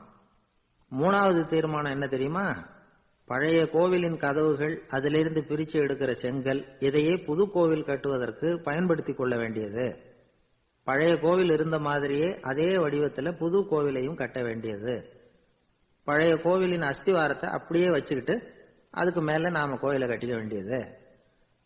இதுதான் 3வது தீர்மானம். இதையும் கமிட்டி முழு மனசோட ஏத்துக்கிட்டது. இது வரைக்கும் சரி. இப்ப அந்த கமிட்டி 4வதா ஒரு முக்கியமான தீர்மானத்தை கொண்டுகிட்டு வந்து அதையும் ஏகமனதா நிறைவேற்றி விட்டது. அது என்ன தீர்மானம்னா, புதிய கோவில் கட்டி முடிக்கிற வரைக்கும் பழைய கோவிலை இடிக்கிறதில்லை அப்படிங்கிற தீர்மானம். எப்படி இருக்குது பாருங்க இது. பழசை இடிக்காத வரையில அதே இடத்துல புதுசா எப்படி கட்ட முடியும்? பல விஷயங்கள்ல நாம நடந்துகிற முறையும் இப்படிதான் இருக்குதான். வாழ்க்கையில முன்னேறணும்னு ஆசைப்படுவோம், அதே நேரத்துல அந்த முன்னேற்றத்துக்கு எது தடையா இருக்கோ அதை விட்டு விடுறதுக்கும் மனசு வராது. வெளிநாட்டில் ஒரு பெரிய விருந்து நடந்துகிட்டு இருந்துதான். எல்லாரும் மது கோப்பையும் கையுமா அலைஞ்சுக்கிட்டு இருக்கிறாங்க. ஒருத்தர் மட்டும் கையில எதுவும் இல்லாம ரொம்ப நல்ல பிள்ளையா சாதுவா ஒரு ஓரமா தனியா உட்கார்ந்துருக்கிறார். அவர்கிட்ட நெருங்கி வாங்க மது சாப்பிடலாம் அப்படின்னு கூப்பிட்டாங்களாம். என்ன வற்புறுத்தாதீங்க, நான் என் மனசுக்குள்ள உறுதியா தீர்மானம் பண்ணிவிட்டேன் அப்படின்னாராம். என்ன தீர்மானம் பண்ணிருக்கீங்க அப்படின்னு கேட்டிருக்காங்க. ஏற்கனவே முழு போதையில் இருக்கும் பொழுது மறுபடியும் மது கோப்பையை தொடறதில்லை அப்படின்னு தீர்மானம் பண்ணிருக்கேன் அப்படின்னாராம். ஒரு ஊர்ல ஒரு பெரியவர் இருந்தார். ஒரு நாள் அவரை தேடி ஒருத்தர் வந்தார். ஐயா, நான் கடவுளை பரிபூர்ணமா நம்புறேன் அப்படின்னார். சரி, அந்த நம்பிக்கை உனக்கு எப்படி வந்ததுன்னு கேட்டார் இவர். அவர் சொல்ல ஆரம்பிச்சார். ஐயா, எனக்கு கல்யாணம் ஆகி 10 வருஷம் ஆச்சு, ஆனாலும் குழந்தை பாக்கியம் இல்லை. அதுக்கு என்ன காரணமா இருக்கும்னு நான் யோசனை பண்ணிட்டு இருந்தப்போ நண்பர் ஒருத்தர் ஒரு ஆலோசனை சொன்னார். உனக்கு மதப்பற்று இல்லை, எந்த கடவுளையுமே நம்ப மாட்டேங்கிற, அதுதான் காரணம். கடவுளை நம்பு, உனக்கு குழந்தை பாக்கியம் கிடைக்கும் அப்படின்னார். அவர் அப்படி சொன்னாரே தவிர எனக்கு சந்தேகம்தான். இருந்தாலும் அவர் சொன்னபடியும் நடந்துதான் பார்ப்போமே அப்படின்னு முடிவு பண்ணேன். கடவுளை நம்ப ஆரம்பிச்சேன். அந்த வருஷமே அழகான ஆண் குழந்தை பிறந்தது. எல்லாம் இறைவன் அருள் அப்படின்னார். இவர் இப்படி சொன்னதை கேட்டதும் அந்த பெரியவர் சொன்னார், நீ சொல்றதெல்லாம் சரிதான், இருந்தாலும் இந்த காலத்துல எந்த ஒரு காரியமா இருந்தாலும் அதை சோதனை செஞ்சு பார்த்துட்டு தான் ஒரு முடிவுக்கு வந்து சேர முடியும். அறிவுபூர்வமான முடிவு அதுவாக தான் இருக்கும். அறிவியல் சோதனைகள் அப்படித்தான். ஒரு குறிப்பிட்ட விஷயத்தை பத்தி எத்தனை தடவை சோதனை பண்ணாலும் ஒரே முடிவு தான் கிடைக்கணும். அதுதான் சரியா இருக்கும். அதனால இப்ப மறுபடியும் ஒரு சோதனைன்னார். என்ன செய்யணும் அப்படின்னு கேட்டார் இவர். கடவுள்கிட்ட ஒரு பெண் குழந்தை வேணும்னு கேளு. முதல்ல ஆண் குழந்தையை கொடுத்தது மாதிரியே இப்போ ஒரு பெண் குழந்தையையும் கொடுக்கறாரா பார்க்கலாம் அப்படின்னார். சரின்னு சொல்லி இவர் அதே மாதிரி முயற்சி பண்ணினார். அதுக்கப்புறம் அவர் இந்த பெரியவர்கிட்ட வரவே இல்லை. கொஞ்ச காலம் கழிச்சு இவரே அவரை தேடிட்டு போய் கதவை தட்டினார். அவர் கதவை திறந்தார். என்ன ஆச்சு, கடவுள் கண் திறந்தாரா அப்படின்னு கேட்டார். அவரு, அந்த சமாச்சாரம்லாம் நமக்கு வேணாம் சார், முதல் தடவை அது ஏதோ தற்செயலா ஏற்பட்ட ஒரு சாதகம். இப்ப நீங்க 2வது தடவை சொன்ன பிறகு தினமும் கடவுளை வேண்டிக்கிட்டு தான் இருக்கிறேன், ஒன்றும் நடக்கல அப்படின்னார் ரொம்ப விரக்தியா. ஒரே ஒரு தோல்வியில உங்க நம்பிக்கையெல்லாம் பறந்து போயிடுது பாத்தீங்களா அப்படின்னார் அந்த பெரியவர்.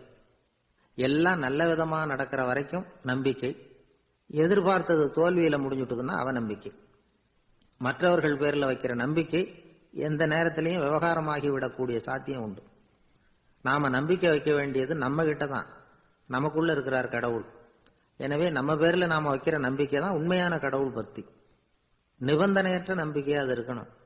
எல்லாம் நல்லபடியா நடந்துகிட்டு இருந்தா எந்த முட்டாளுக்கும் நம்பிக்கை வரத்தான் செய்யும் அப்படிங்கிறது ஒரு பெரியவர் கருத்து.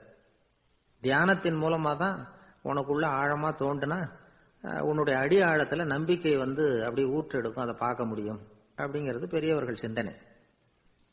ஒரு குழந்தை அப்பாவை பார்த்து என்னப்பா பண்றேன்னு கேட்டுதான். பிரார்த்தனை பண்ணிட்டு இருக்கிறேன்னாராம் அப்பா. பிரார்த்தனை பண்ணுனா என்ன கிடைக்கும் அப்படின்னு கேட்டுதான் குழந்தை. எல்லாம் கிடைக்கும் அப்படின்னாராம் அப்பா. நீ வச்சிருக்கிறிய பேனா அது கூட கிடைக்குமான்னு கேட்டுதான் குழந்தை. ஓ, கிடைக்குமேன்னு இருக்கார். அப்படின்னா அந்த பேனாவை என்கிட்ட கொடுத்துரு, நீ பிரார்த்தனை பண்ணி வேற பேனா வாங்கிக்கோ அப்படின்னு தான் அந்த குழந்தை. ஒரு பெரிய நினைவு மண்டபம், அதுக்கு முன்னாடி ஒரு அப்பாவும் பிள்ளையும் நின்றுட்டு இருக்கிறாங்க. அந்த வழியா போறவங்க வர்றவங்க எல்லாம் அந்த இடத்துல நின்று அது என்ன மண்டபம் அப்படின்னு விசாரிக்க ஆரம்பிச்சாங்க.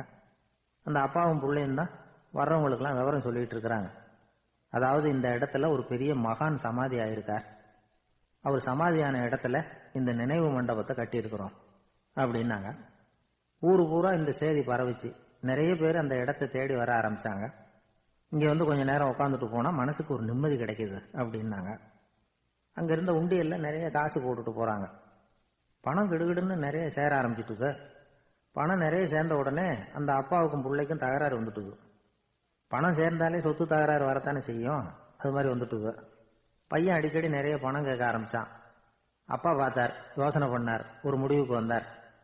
ஒரு நாள் பையனை கூப்பிட்டார். இதை பாருப்பா, நமக்குள்ள தகராறு வேணாம், அப்பாவும் பிள்ளையும் இப்படி சண்டை போட்டுக்கிட்டா பாக்குறவங்க தப்பா நினைப்பாங்க, அதனால நமக்குள்ள சமரசமா இதை தீர்த்துக்குவோம், என்ன சொல்ற அப்படின்னார் அப்பா.